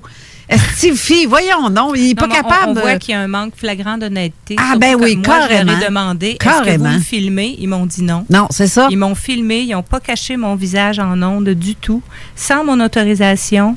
Ils ont vraiment voulu détruire mon commerce. Et ça, je trouve ça, c'est gratuit. C'est un manque flagrant d'éthique journalistique. Oui. Ouais. Ils sont très malhonnêtes et c'est pas la première fois qu'ils le prouvent. Tout ça pour faire de la belle D'ailleurs, télé. ils ne font plus partie du conseil de presse. Ils ne veulent plus faire partie du conseil de presse parce que probablement qu'il y avait trop de plaintes contre eux. Là. Ben, effectivement. Ouais. Ben, c'est comme Denise dit encore une fois, c'est des journalistes corrompus. C'est carrément ça. Tu veux détruire, ça a été leur but de détruire même les gens les plus honnêtes. Et je te connais, Lise, je le sais que tu es une personne honnête. Mais les gens dans la conscience sont capables de connaître, de sentir qu'est-ce qui est vrai puis qu'est-ce qui n'est pas vrai. Exact. Alors, moi, je me demande toujours comment que ces gens-là font pour se regarder le matin dans un miroir et se dire... Ben, j'ai fait avancer l'humanité aujourd'hui. Il y a un manque de conscience, c'est certain. On le voit très bien. Ouais. Et c'est dommage parce que l'âme a 2 émotions, l'amour puis la peur. Le reste, c'est des dérivés. Fait que si ces gens-là vont stimuler la peur chez des gens, ils n'aident pas l'humanité à évoluer du tout. Là. C'est même l'inverse qui se passe. Exact. Rappelle-moi donc ton adresse. C'est le 889 Marie-Victorin. Saint-Nicolas. Secteur Saint-Nicolas à Lévis. Je suis à 5 km des ponts, mais l'entrée et le stationnement se prennent par la rue des Érables. Et évidemment, c'est sur rendez-vous seulement. OK. Et le numéro de téléphone pour les rendez-vous? C'est le 418-836-5171. On a déjà mis la promotion en photo directement dans les commentaires. Et je vais prendre aussi, je pense que vous avez votre carte d'affaires. Oui. Ah, on va la prendre en photo, on va la mettre tout de suite en commentaire. Exactement. La photo de la Blue Room, on la voit là. Les gens peuvent aller aussi sur ma page Facebook qui est Portail Bleu, Blue Room. Puis Blue Room, on l'écrit pas de B-L-U-R-O-O-M. Oh, j'ai écrit B-L-U-E, moi. C'est pas grave. Parce que c'est bleu dans ma tête. C'est bleu. pas grave. On se met pas de pression. Chez Portail Bleu, je dis toujours, mettez-vous pas de pression. La pression, c'est pour les pneus. C'est un centre de détente. On met pas de pression. Même quand il y a des gens qui arrivent en retard, c'est pas grave. On s'adapte. C'est bon. Bon, ben c'est parfait. Alors, merci beaucoup, Élise Lebel. Ça me fait plaisir, Carole. Mais tu reviendras, puis je vais essayer d'aller voir à un moment donné, quand j'aurai un break moi-même, là, parce que ça me ferait du bien de l'essayer.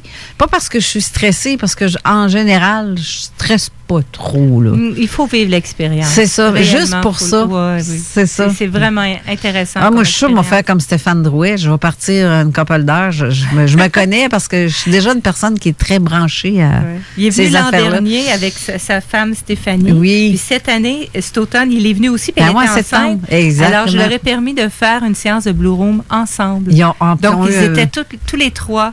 Le papa, la maman et le bébé dans le ventre de la maman. Ah, puis elle a eu son petit bébé, là. Oui, très beau petit bébé. Ah oui, c'est vrai, je voulais mentionner que s'il y en a qui ont des problèmes avec leurs animaux, les animaux sont le bienvenu aussi dans la Blue Room. C'est spécial, ça aussi. Moi, j'avais un chat qui était très sauvage. Surtout pour les gens qui partagent leur vie avec leur animal, ça serait important de le faire aussi, parce que bien des fois, c'est leur animal qui leur permet justement de souffler puis de respirer. C'est vrai. Mais les animaux adorent ça. Mon chat était tellement sauvage que personne n'était capable de l'approcher. Je l'ai amené 2 fois dans la Blue Room. Là, il se faisait flatter par tout le monde. Il se tournait sur le dos pour se faire flatter le ventre. C'est quand même intéressant. Ben oui. Et si la porte restait ouverte un peu, il allait le plus proche de la Blue Room possible, puis il se tournait à terre comme s'il y avait de l'herbe à chat. C'est particulier. Ah, mais tu vois, c'est comme une luminothérapie qui est... Ça c'est vraiment accepté, la luminothérapie, par la médecine. Ils disent que c'est bon. Oui. Puis ils le suggèrent en plus de le faire. Tu sais, c'est un peu la même affaire. Ils peuvent pas dire... C'est exact. C'est presque la même machine, je dirais. Juste que nous, on fait pas d'allégation thérapeutique. Donc, il n'y a pas d'homologation et il n'y a pas de suivi au niveau médical. Sauf que c'est comme si on va au soleil, on reçoit beaucoup de rayons UV, puis ça fait du bien. OK. Ouais. Donc, on va devoir retourner à la pause. Puis là, après, on va parler enfin du mode fossile que ça fait. On va regarder la traque. On parle plus d'autre chose, là. OK? Il commence à sécher, là. Oui, c'est ça. Oui, c'est ça. Ça devrait pas trop bouger, là. Merci beaucoup, Élise. Je me suis fait dire que je riais mal. Oui, je le sais, je m'entends quand j'écoute les podcasts des fois. C'est pas grave, ça met de l'humour puis ça fait rire les autres. Rien qu'en m'entendre rire, les gens rient. Fait que ça fait partie de nous. C'est ça. Ah, mais c'est le fun. Je fais rire, rien qu'à rire. C'est contagieux, mon affaire. Bonne semaine. Mais je te souhaite une bonne semaine, une bonne période des fêtes. Et merci beaucoup pour le beau cadeau que tu offres à nos auditeurs. Une valeur de 150 $. Je vous rappelle que le tirage va avoir lieu d'ici la fin de l'émission. Fait qu'on va faire connaître qui est notre gagnant. Puis on va contacter Élise pour lui communiquer la personne qui est gagnante de ce prix d'une valeur de près de 150 $. Donc, je continue à l'affût à prendre en note les gens qui me disent intéressés. Ça me prend leur prénom. Oui. Et puis, on va prendre contact avec vous une fois que le tirage va être effectué. Ah, parfait, ça. Alors, sur ce, on s'en va à la pause. On revient. Merci beaucoup, Élise. Merci, Carole.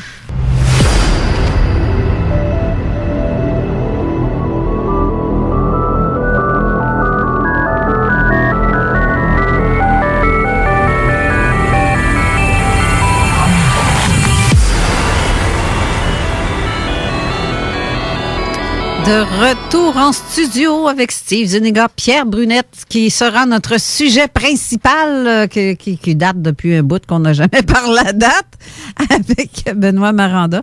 Élise, elle va rester avec nous en studio pour justement assister au tirage tantôt, parce que là, ça rentre au poste. J'en reçois des téléphones, j'ai reçu des textos, on reçoit des commentaires sur le poster de l'émission d'aujourd'hui. Je vous rappelle que c'est un cadeau d'une valeur de 150 $. Un beau cadeau de Noël de la part de Élise Lebel du Portail Bleu de Saint-Nicolas.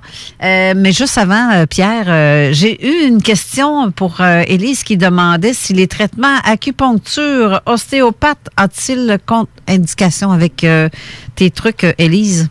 Il n'y a aucune contre-indication quand on fait des séances de Blue Room. La seule contre-indication qu'il peut y avoir, c'est si vous prenez des médicaments photosensibles. Les médicaments photosensibles, c'est votre pharmacien, normalement, vous avise que vous n'avez pas le droit d'aller au soleil avec ça. Ah, okay. Dans ce cas-là, on part les fréquences de UV avant et puis on couvre un peu plus le corps parce qu'on a le choix d'être habillé ou en sous-vêtements dans la Blue Room pour recevoir le plus de rayons UV possible. Mais quand on prend des médicaments photosensibles, c'est préférable de... moi, j'ai une liste de toute façon, mais je demande aux gens de confirmer avec leur pharmacien avant de faire la première séance. Ah, c'est vrai ça. C'est parce que c'est vrai qu'il y a certains médicaments que tu ne dois pas aller au soleil parce que tu te ramasses avec des petits boutons puis la peau rouge tout de suite. Mais en partant les rayons UV avant, la fréquence des rayons UV est quand même là. OK. Ouais. Ah bon, d'accord, merci.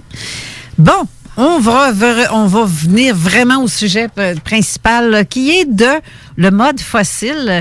Mais j'aimerais dire, par contre, dans toute l'histoire des géants, je vais vous nommer des cas de personnes. Vous me direz, les gars, si je me trompe ou pas. Il y a l'acromégalie. Je ne sais pas si vous savez ce que c'est, l'acromégalie. Non? Je vous apprends quelque chose? On a déjà entendu parler. Ah, attends un peu, je pense que ton micro t'es pas ouvert. On a déjà entendu parler. OK, bien, je vais vous le confirmer. C'est quoi? C'est une maladie due à un excès de production d'hormones de croissance. Exact. Appelée également l'hormone somatotrope ou GH, ou Growth Hormone en anglais. Ça entraîne une modification de l'aspect du visage, une augmentation de la taille des mains, des pieds et aussi de nombreux organes.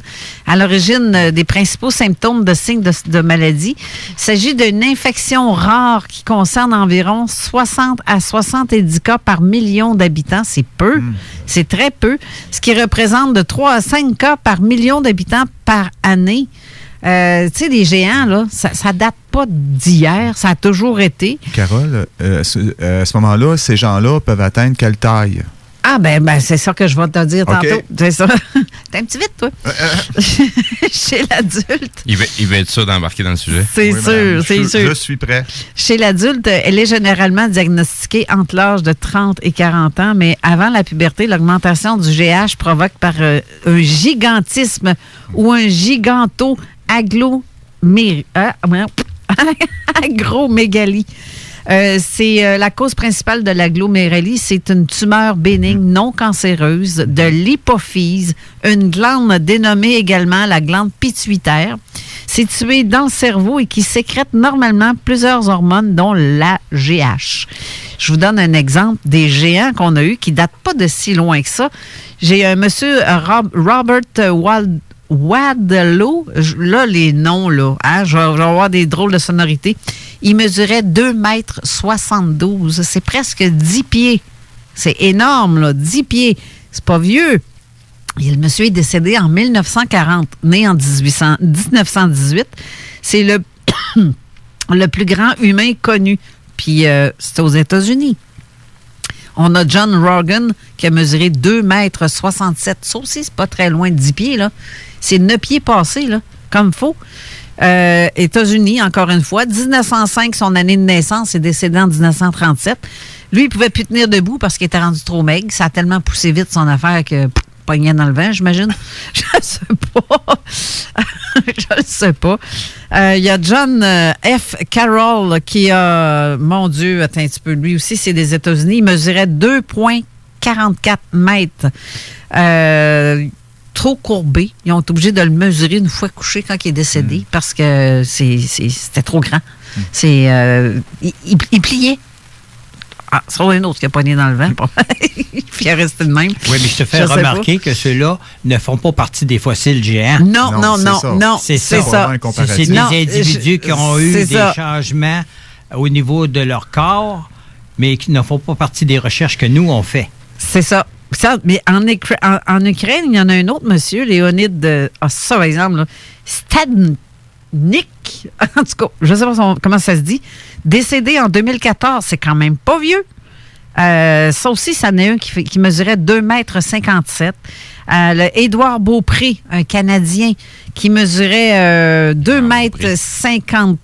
Ah, Jean Beaupré, oui, c'est lui, ça. C'est lui. 2,52 m. Fait que ça, c'est presque 8 pieds. C'est du bonhomme, ça, mes amis. J'en connais un, moi, qui demeure à Saint-Patrice-de-Beaurévers. Il mesure 7 pieds, le monsieur. Quand tu le vois arriver dans les côtes de porte, puis il est obligé de se plier les genoux pour entrer dans la pièce, ça surprend. Effectivement. Mais tout ça, là, ce que je vous dis là, c'est tout en bas de 10 pieds, là. Oui. OK? C'est des petits, ça. Goliath, dans le temps, au 10e siècle avant Jésus-Christ, si je ne me trompe pas, c'est un personnage biblique dont la taille était de 6 coudées. Dans le temps, il disait ça de même, un coudé. Et un empan, c'est environ 2,90 m. Le géant Goliath, là, savez-vous qu'il mesurait presque 10... Ben lui, il faisait son 10 pieds, là. Oui. Toute une pièce d'homme, là. 10 pieds! Oui. Hey, moi, avec mes petits 5 pieds 5, là, je peux te dire que je trouvais le temps... on est comme des petits nains. Ben oui, j'y arrive à la taille. On est des hobbits.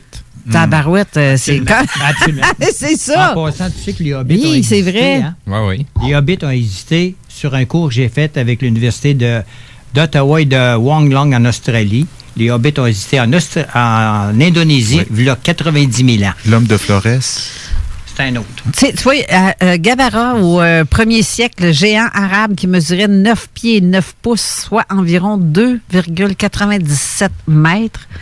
Ça, on ne peut pas dire 10 pieds, là, mais c'est tout près.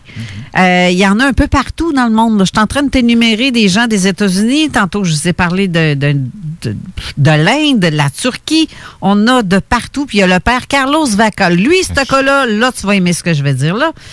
Le père Carlos Vaca, qui est un prêtre catholique qui a gardé pendant des décennies les restes d'un squelette d'une taille immense. La plupart des fragments d'os qui avaient à la hauteur d'environ 7 mètres. On ne parle plus de 7 pieds, là. Oui, je l'ai vu dans un musée. Exactement, 7 mètres d'un site appelé Chiangay Mina, en Équateur. Le Chiangay Mina signifie le cimetière des dieux. Il y a d'innombrables histoires de découvertes incroyables qui ont été faites sur la planète, puis de nombreuses découvertes étranges eurent lieu en Équateur. L'une des découvertes récentes est la plus populaire de la soi-disant cité perdue des géants qui fut trouvée par un groupe d'explorateurs dans la jungle équatorienne. En plus de la ville mystérieuse dans le passé, les squelettes d'immense taille furent découverts en différentes régions de l'Équateur au sud de l'Équateur, près de la frontière avec le Pérou, qui furent trouvés toutes sortes d'étranges artefacts selon les rapports des experts. Ils ont récupéré des os, des squelettes et de très grands humanoïdes. Beaucoup de ces squelettes et des ossements étaient cachés au public dans les collections privées partout dans le monde. Et le père Carlos Vaca fut un prêtre catholique musicien, archéologue qui a découvert en 1965, c'est pas très vieux, sinon je me...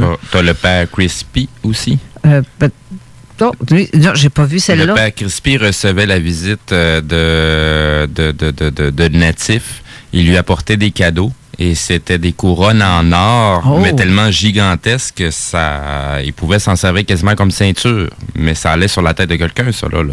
Et c'est pas le seul artefact, il en a reçu plusieurs. C'est fou, par exemple, parce qu'il y a des chercheurs qui font ces trouvailles-là, puis qu'ils gardent ça caché, secret, puis sinon, c'est du vol, parce que ces objets-là sont souvent volés, parce que je sais qu'il y a des ossements qui ont été trouvés, des collections ont été trouvées, puis volées durant la nuit. Tu m'as déjà parlé de ça, Pierre. Puis il y a une collection qui prenait des os de géants d'une taille de 7 mètres, là, qui aurait ceux qui habitaient l'Équateur, mais... Ça, c'est arrivé il y a des milliers d'années. La collection était également composée d'ustensiles étranges, de minéraux, de composés, de propriétés magiques qui, selon de nombreux auteurs, expliqueraient de nombreux mystères archéologiques qui n'ont pas encore été déchiffrés. Puis certains de ces fragments d'os ont été envoyés à l'Institut Smithsonian. Tu me suis? C'est bon, c'est le bon nom. C'est ça? OK. Pour une analyse plus approfondie. Puis les reportages sur le squelette et des localisations ont été diffusés dans le programme télévisé en Équateur, puis dirigé par le célèbre Alfonso Espinoza. Et c'est ça, on a fait la même. De Los Monteros, c'est moi, là. Ouh! Hey, j'aime ça. Montero. Ah. Montero. Ah, Montero. Oh, OK. T'es pas au fond de la gorge, au bout de la langue. Ah, Montero. Montero. Ah. Muy bien. Muy bien. Aïe, aïe, aïe. OK. Après la mort, le décès du père Vaca, curieusement, comme ça s'est passé avec le musée du père Crispy, que tu parlais tantôt, OK, le contenu fut pillé. Il n'y a plus rien. Tout est caché. La plupart a disparu. Je ne sais pas si vous avez entendu. Tout ce qui est d'archéologie, Carole, relève seulement de certaines instances gouvernementales. Donc, même ici au Québec, tu n'as pas le droit de creuser dans ton terrain chez toi pour faire de propres fouilles. Ça, j'ai vu ça, la loi de ça. Oui. Je trouve ça niaiseux parce que je suis chez nous. Moi, j'ai reçu les papiers chez moi parce que c'est un archéologue qui est venu me les porter parce qu'il sait que je fais de l'archéologie depuis un nombre d'années. Et puis, il m'a donné tous les documents avec les règlements. Mais par contre, si je fais des travaux chez moi, et comme j'en ai fait dernièrement, et j'ai trouvé 5 fers à cheval. Bon, j'ai dit, c'est moi l'année chanceuse. C'est bien parti. Je continue. Hey, ça veut-tu dire qu'il y avait des chevaux à Saint-Pat? Possiblement. Okay. Oh, ben, il y avait non, je pense qu'il y avait plutôt un spare. Ah! De là vient le pneu de spare. Oui, c'était le pneu de spare. Donc, mon repos, il devait le porter. Là, en tout cas. Ça, il n'y a aucun problème. Mais si j'avais creusé pour faire des recherches, ça, je n'ai pas le droit. Mais c'est pour ça, cette année, en cadeau pour ma fête, dernièrement, on m'a donné un détecteur de métaux. OK. Ah. Et c'est pour d'autres buts, avec mon collègue Roger Spur, que je suis des cours avec Mud Fossil University depuis déjà 2 ans. J'ai appris énormément de choses et j'ai des projets en tête pour l'été prochain. Ah. Mais si on veut revenir au mode fossile, ou bien aux fossiles géants, Roger Spur vit dans le Connecticut. Oui, c'est pas lui qui a découvert quelque chose de C'est lui très, très qui, gros, là? justement, il y a quelques années, lui, ça fait déjà 8 ans. Là, v'là 8 ans, il voulait faire un agrandissement à sa maison parce que lui, c'est un chercheur, c'est un scientifique, c'est un homme d'affaires. Il a travaillé dans différents domaines et avec la marine américaine. Donc, il a décidé de se créer un laboratoire.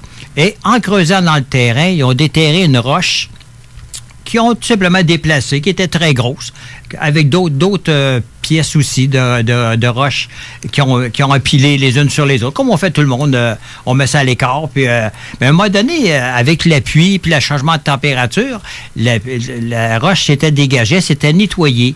Puis il regardait ça, puis il dit « tabarouette, ça ressemble drôlement à un doigt. » Il a commencé à regarder ça plus proche, puis il voyait la désignation de l'emplacement de l'ongle sur la roche. La roche avait, on peut s'imaginer un doigt, 30 pouces de large, 15 pieds de long. Okay? C'est du doigt, mesuré. C'est du doigt. Hey, 15 pieds. Là, lui étant déjà en contact avec beaucoup d'universités américaines, comme Yale, puis d'autres très connus, il leur a proposé de faire une analyse. Ils ont dit, on ne touche pas à ça, c'est pas notre domaine. De toute façon, c'est de la roche. Ça s'est arrêté là, que lui était voir des compagnies privées qu'il connaissait, et les compagnies ont accepté gratuitement d'analyser un échantillon qui a pris à la coupure du doigt avec la main, ou ce qui en restait, et ils ont pris un échantillon qui semblait être soit une partie d'une veine ou d'une artère. Ils l'ont fait analyser, et ils ont sorti un rapport complet, authentique, vérifiable, qui est sur Internet. On le voit même, le rapport sur YouTube. Et ça s'est approuvé 100% humain. On ne peut pas dire... 100% humain avec un doigt de 15 pieds. 15 pieds hey, donc, on peut s'imaginer que la personne... Si on fait un prorata de notre doigt avec notre grandeur, quelle grandeur pouvait avoir la personne? Je ne sais pas si c'est une règle de 3, ben là, ça reste une règle de 5, là. Ben là. Je ne sais plus, là. Mais je peux vous dire une chose. Imaginez la reine de ce gars-là. Ouf! Ouais. Imagine, le doigt. Ça, c'est juste un imagine doigt. Le majeur. Ouais. Oh, pareil, imagine la claque que tu reçois avec ça. Juste faire une parenthèse comme ça, c'est à se poser la question comment ça se fait que les cathédrales sont aussi hautes et géantes quand c'est des humains qui rentrent dedans. Je dis juste ça de même. Hey, quand tu regardes une cathédrale ou une église... Les portes sont immenses. La plupart du temps, ils ont seulement que une cloche. Nos plus grands vestiges qu'on a sur la planète, théoriquement, de notre humanité, c'est fou comment que les portes sont toutes géantes. L'Arc de Triomphe et compagnie. C'est ça. C'est comme si, à une certaine époque, ça a été fait pour des gens beaucoup plus grands que nous. Un clocher ou deux? C'est parce que vous voyez pas ce que je fais en studio. Je lève des doigts, là. Essayez de deviner lequel. Un clocher ou deux clochers? C'est ça qu'on se demande, hein. Mais ça, c'est une histoire de peut-être mentalité, parce qu'il y a bien des choses que la religion nous cache aussi dans... Effectivement, ça viendrait changer tout ce que les gens ont appris. Ben oui. Ils diraient... Bon, on va dire, comme ma mère me dit sur son lit de mort à 85 ans, elle dit, on nous a menti toute notre vie. Bien, justement, l'histoire serait à réécrire complètement si tout fait en sorte que ce que tu as découvert... Je vais en surprendre encore plus que ça. Les gens peuvent vérifier tout ce que je dis en allant sur YouTube, sur Mud Fossil University. OK. En plus de ça, s'ils veulent voir quelque chose d'encore plus gros, en Islande, on a une montagne que Google Earth essaye de cacher un petit peu. On dirait qu'ils essayent de trafiquer l'image. Ben voyons, ils font jamais ça, eux autres. Non, je sais bien. Ben voyons. Sérieux.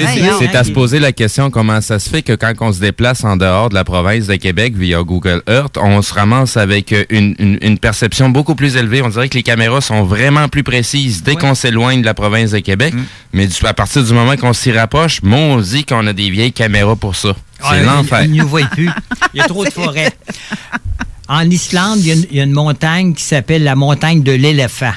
Ouais. Donc, Elephant Mountain, les gens peuvent vérifier. Tu peux rentrer par une oreille, gravir la montagne, rentrer par une oreille, sortir par l'autre bord, te promener dans le corps, dans des tunnels incroyables. Et tout ça avec la trompe là, qui descend dans l'eau. Là. Hein? C'est immense, c'est une montagne. Est-ce que c'est une montagne ou c'était une bête qui est éléphant. séchée morte là? C'est un éléphant géant. Qui est séché là, puis que ça a viré, qui s'est vidé de ses entrailles parce que ça a séché. On va aller plus gros que ça encore. Ben, je vais en surprendre plusieurs. J'espère que tout le monde a un bon cœur. Là. Hein? Il est à la bonne place, moi. Vous êtes bien assis. Vous allez en Afrique du Nord, OK, et au Maroc, vous allez voir ce qui semble une chaîne de montagnes.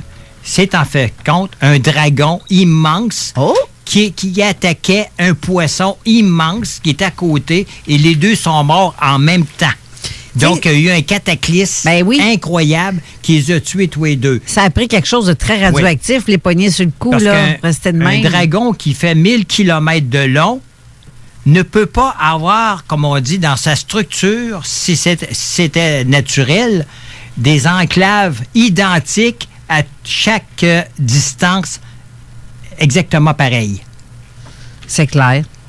Et on voit l'écoulement de certains fluides et qu'on voit aussi le poisson de très, très bien. Puis ça, il est visible dessus Google Earth. Bon. Puis encore plus gros que ça. En Chine, l'empereur d'une certaine dynastie, que je n'aimerais pas, parce que je ne voudrais pas qu'ils m'écrivent, là. Tu penses-tu qu'il y a un empereur? Ah, ben, c'est parce que, tu sais, moi, les empereurs, là, ils laissent des empreintes, hein, tu sais jamais quand est-ce qu'ils vont arriver. On ne sait pas la grandeur de sa main, en plus. Moi, avec les facteurs qui existent, là, je ne prends pas de chance avec eux autres. Il entraînait de petits dragons jeunes pour tirer son chariot. Donc, c'était des bébés. Ça veut dire qu'il y avait sûrement, comme on dit, des adultes qui étaient beaucoup plus gros. Une partie de la Chine, c'est un dragon qui est mort là, qui fait les chaînes de montagne. Puis ça se voit très, très bien sur Google Earth. Aujourd'hui, on peut découvrir plein de choses comme ça en se donnant des yeux de chercheurs et non des yeux, comme on dit, de personnes qui veulent absolument nier tout ce qu'ils voient. Les preuves sont là. Bon, Carole. Oui. Bon, alors là, à partir de là, Pierre, c'est ce qu'il m'a raconté, puis c'est ça que j'essaie de comprendre. Honnêtement, j'ai bien de la misère à comprendre ça. J'ai vu les photos qu'il a décrit. Puis oui, c'est vrai qu'on pourrait dire que cette chaîne de montagnes-là, en Afrique, donne l'impression que c'est un dragon de 1000 km. C'est vrai qu'on donne un peu l'impression on voit un poisson qui serait dans sa gueule. Mais, tu sais, le cerveau humain, quand il y a des trucs qu'il n'est pas capable de reconnaître, il fabrique des images, il essaie de se fabriquer une explication. C'est comme l'appareil de lit. C'est l'appareil de lit, oui, c'est ça. Puis ce qui est très, très difficile, parce que moi, j'ai fait des recherches, là, moi, je n'avais jamais entendu parler de ces trucs-là. Pour moi, c'est des affaires extraordinaires que ça se peut pas, de par ce que je connais, de mes connaissances un peu géologiques. J'ai pas une formation extraordinaire en géologie, mais quand même, j'ai quelques notions de base. Puis c'est un domaine qui me fascine. Fait que j'ai fait des recherches un peu, tout ça. Puis, il y a beaucoup de choses sur Internet. Il faut faire attention. Il y a beaucoup de choses qui sont... il y a des photos truquées. Il faut le dire, là. Ben oui, c'est sûr. Hein? Oui, quand ça paraît trop beau pour être vrai, il y a anguille sous roche. Parce qu'il y a vraiment des trucs, des fois, tu te dis, attends un peu, là. Puis là, tu te mets à regarder un peu les détails. Il y a un petit peu de flou à quelque part, il y a un petit peu de net à quelque part. Puis là, tu vois qu'il y a comme un contraste entre certains personnages ou certaines affaires. Tu te dis, c'est une photo qui semble être truquée, là. Tu sais, il y a beaucoup de... Pareil de lit. Mais c'est parce que si je me fais son doigt de 15 pieds, là... Oui, bien, c'est ça, là. Il y a eu un prélèvement scientifique qui prouve que alors c'est... Alors là, c'est pas le seul. Il y a des prélèvements qui ont été faits sur d'autres roches qui ont été trouvées dans le terrain. Donc, un poumon, donc un cœur. Et quand ils ont fendu le cœur en deux, il est encore plein de sang à l'intérieur, mais très fini granit à l'extérieur. Je dirais réellement en roche, là. Pétrifié. Oui, pétrifié, carrément. C'est ça. Là, le sang, là, ils ont passé leur main sur la roche, puis il y avait la main plein de sang. C'est encore liquide. Mais ça, c'est capoté. C'est incroyable, ça. C'est capoté. Mais si ça arrive, puis que c'est devant scientifique, c'est douteux pour la suite. Est-ce que c'est pareil de lit, comme tu dis, ou c'est possible? Ça serait une chose que moi, personnellement, j'aimerais bien voir de mes yeux. Tu peux aller voir Roger chez eux, je pense bien. Ben, c'est au Connecticut. On pourrait aller faire un petit voyage au Connecticut.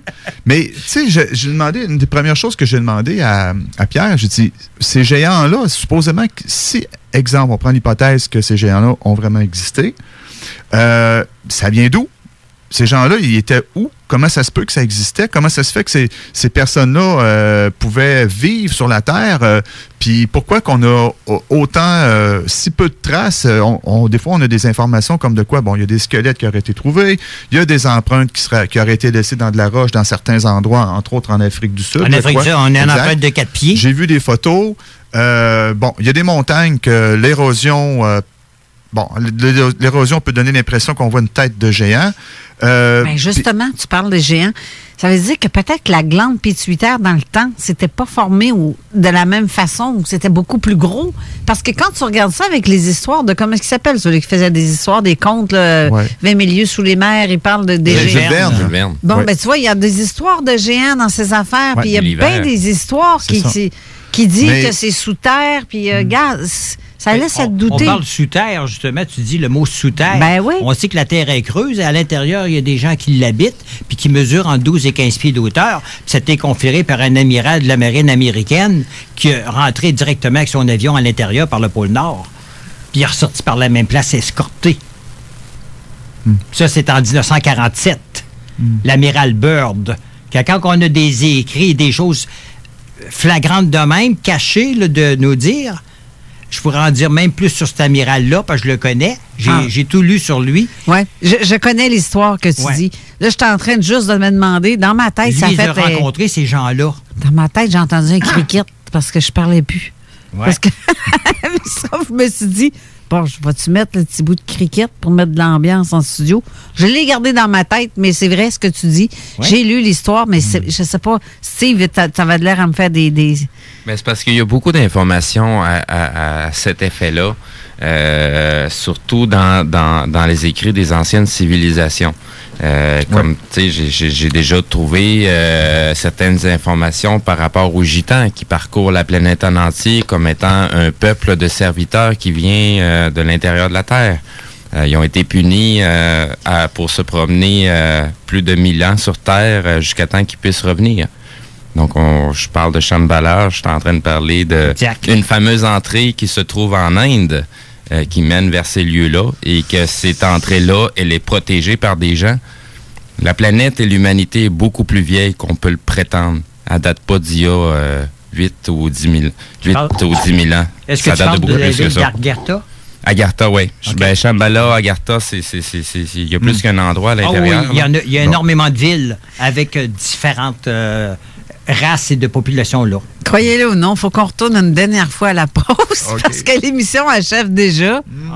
Hey, on n'a même pas parlé encore. Il va falloir revenir en 2020. Partie 3. On va laisser le temps aux gens de digérer tout ce qu'on dit. 103 rounds, faut jamais 203. Ça va aller en 2020. On revient tout de suite après.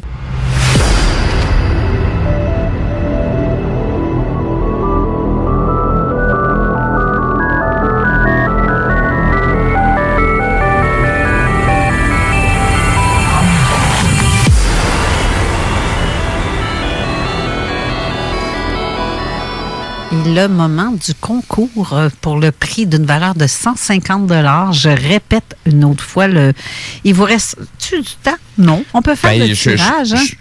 On peut procéder au tirage ou attendre 5 minutes encore, donner la chance aux gens. OK, parce qu'il y a la 581-500-1196. On a une dizaine de noms à date, sinon, dans ces coins-là. Exact. Et c'est Élise qui va faire le tirage. On a un beau petit plat de plastique que mon chum a trouvé dans un bureau de l'autre côté avec des petits papiers dedans. Vos noms sont tous dedans. On est 1, 2, 3, 4, 5, 6 témoins qui prouvent que c'est vraiment fait d'une façon pas aléatoire. Je te dirais, il n'y a rien de truqué, là. OK? C'est pas parce que une personne est ma chum que je vais y donner. C'est pas moi. C'est pas moi qui décide. C'est même pas moi qui pige. Ça va être Élise qui va piger le nom de la personne gagnante. Alors, il reste du temps? Non, on est pas mal... J'ai refait ta vérification une dernière fois. Donc, là, si on procède au tirage, à partir de ce moment-ci, on ne prend plus les noms supplémentaires. Donc, si Élise veut procéder au tirage, je vais m'approcher.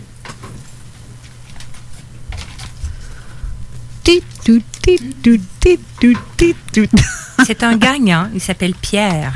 Pierre, est-ce que j'imagine que si tu as envoyé un texto? J'ai le numéro de téléphone, mais je ne veux pas le dire en nom. Ça commence par 88 905. Parfait. 905, on va essayer de trouver ça dans nos textos. Pierre, on va t'appeler après l'émission pour confirmer et te remettre, pour avoir ton nom de famille aussi. Il va falloir qu'on discute avec toi. Après l'émission, donc à 2h environ, on devrait te contacter. Merci beaucoup. Félicitations, Pierre. Mais j'ai un autre tirage que je vais faire, moi, de mon côté, qui vaut peut-être pas aussi cher, mais que non, je sais pas. Mais je vais faire tirer 2 livres de la collection de ma grande chum Carole Gertin, qui est décédée. C'est l'îlot fantôme. Je vais faire tirer 2 livres. La première et la deuxième partie, tome 1, tome 2. Malheureusement, il n'y aura pas de tome 3 parce que, comme je l'ai expliqué, elle est décédée l'an passé. Donc, je vais faire tirer aussi parmi tous ceux qui ont participé à ça. Celui-là, je peux vous laisser jusqu'à à peu près 5 minutes de plus pour ajouter ceux qui veulent gagner ces livres-là. Au pire, on fera le tirage dans à peu près 5 minutes. Et avant de terminer, justement, on va revenir avec le sujet de l'émission. Y avait-il quelque chose, Benoît? Oui, je pense que... en fait... c'est ça, c'est que moi, j'avais jamais entendu parler de ces choses-là réellement. Bon, il y a des mythes, il y a des légendes, des histoires, comme bien des gens qui aiment beaucoup écouter Harry Potter, il y a des géants dans Harry Potter, Hagrid. Les Godzilla de ce monde, les Pacific Rim, c'est toujours en lien avec des monstres gigantesques. Ultraman, quand j'étais petit, on écoutait ça, puis c'était des géants là, dans des décors de carton, disons. Mais il reste que les géants font partie de la mythologie. Or, alors ça reste pour moi une histoire, des histoires intéressantes toutes. Mais quand on arrive avec une histoire avec un doigt géant qui a été retrouvé, la première question, c'est de savoir, ça vient d'où, ça? C'est qui? On peut-tu les situer dans le temps? Alors, moi, ce que j'ai fait, c'est que là, j'ai fait des recherches pour essayer de voir un peu qu'est-ce que la science moderne connaît par rapport à l'évolution de l'homme. Parce que si tu me dis qu'un être humain a été un géant qui avait des doigts de 11 mètres, là, c'était toute une autre histoire. Ça fait que je suis tombé sur des recherches concernant la génétique, puis il y a deux choses importantes que je pense qu'il faut aller voir pour essayer de situer tout ça. C'est l'histoire du climat de la Terre. Puis aussi, l'évolution de l'homme. Qu'est-ce qu'on connaît actuellement de l'évolution de l'homme?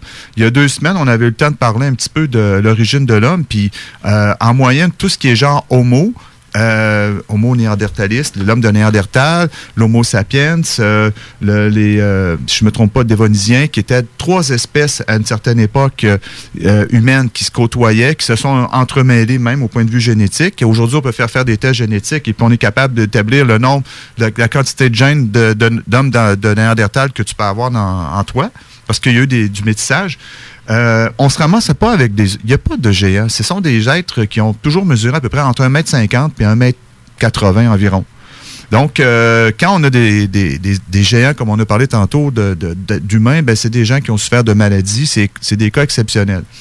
Et puis, on s'était posé la question il y a 2 semaines aussi de l'histoire de la gravité, mais je ne sais pas jusqu'à quel point la gravité terrestre a évolué dans le temps. Elle a connu des variations. J'étais un peu...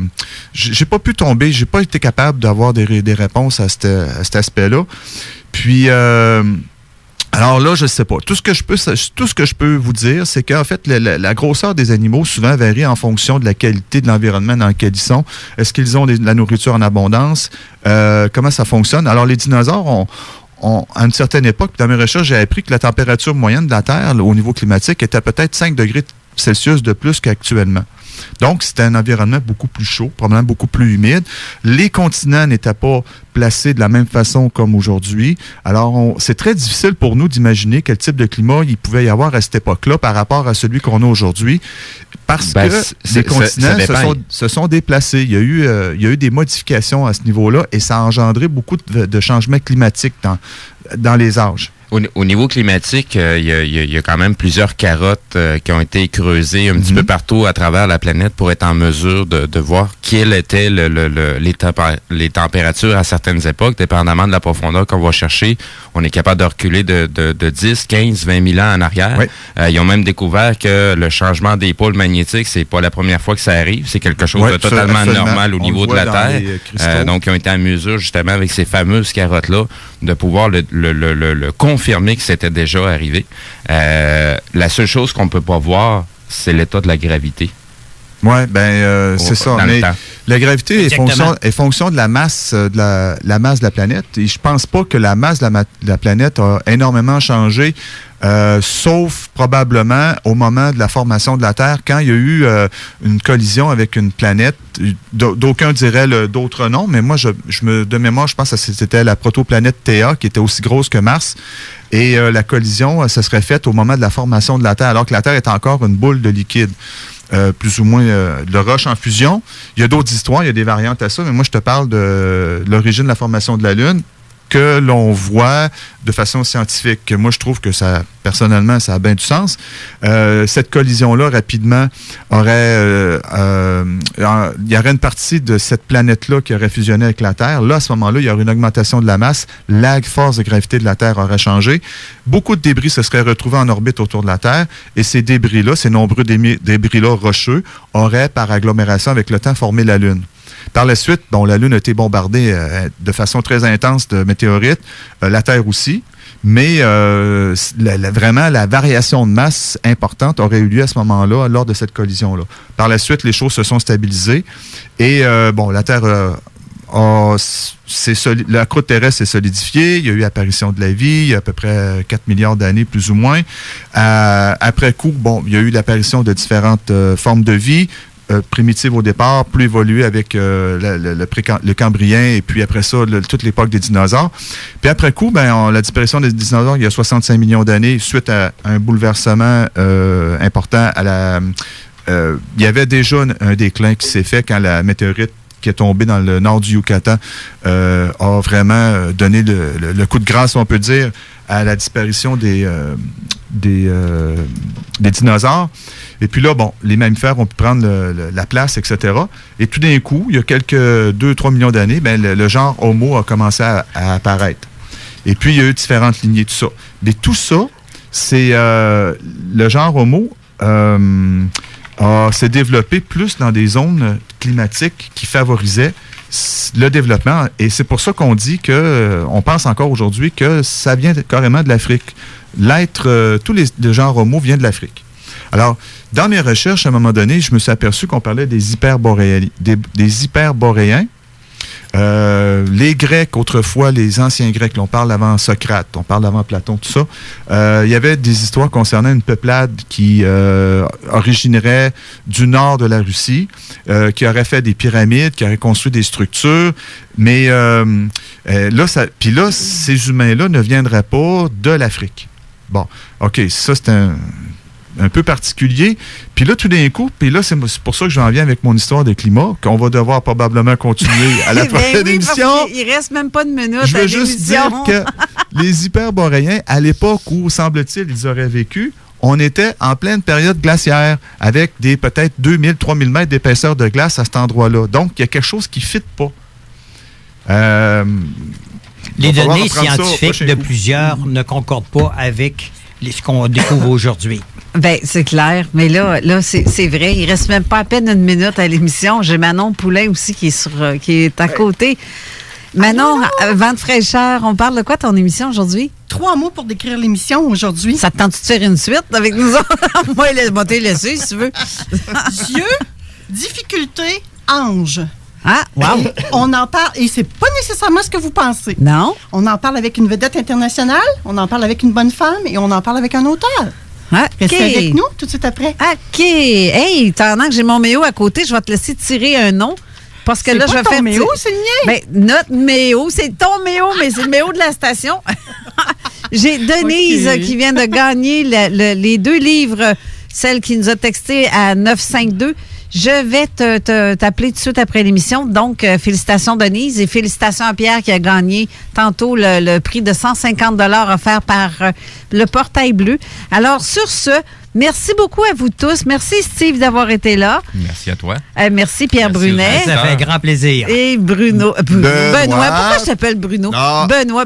Salutations à Bruno parce que c'est vrai, il nous écoute en passant. D'ailleurs, il a déjà parlé de quelque chose, Bruno, qui m'a éclairé là, sur mes études et mes recherches. On va se dire à la prochaine. Oui, en 2020. À bientôt. On revient parce qu'on va falloir continuer notre conversation, mais je pense que je vais prendre juste vous autres. On continue nos recherches, nous autres. Elisabelle Portail-Bleu, merci beaucoup de ta présence en studio. Ça m'a fait plaisir. Alors, sur ce, je vous souhaite une bonne semaine et on se dit à la semaine prochaine. Bye tout le monde. Bye bye. Bye.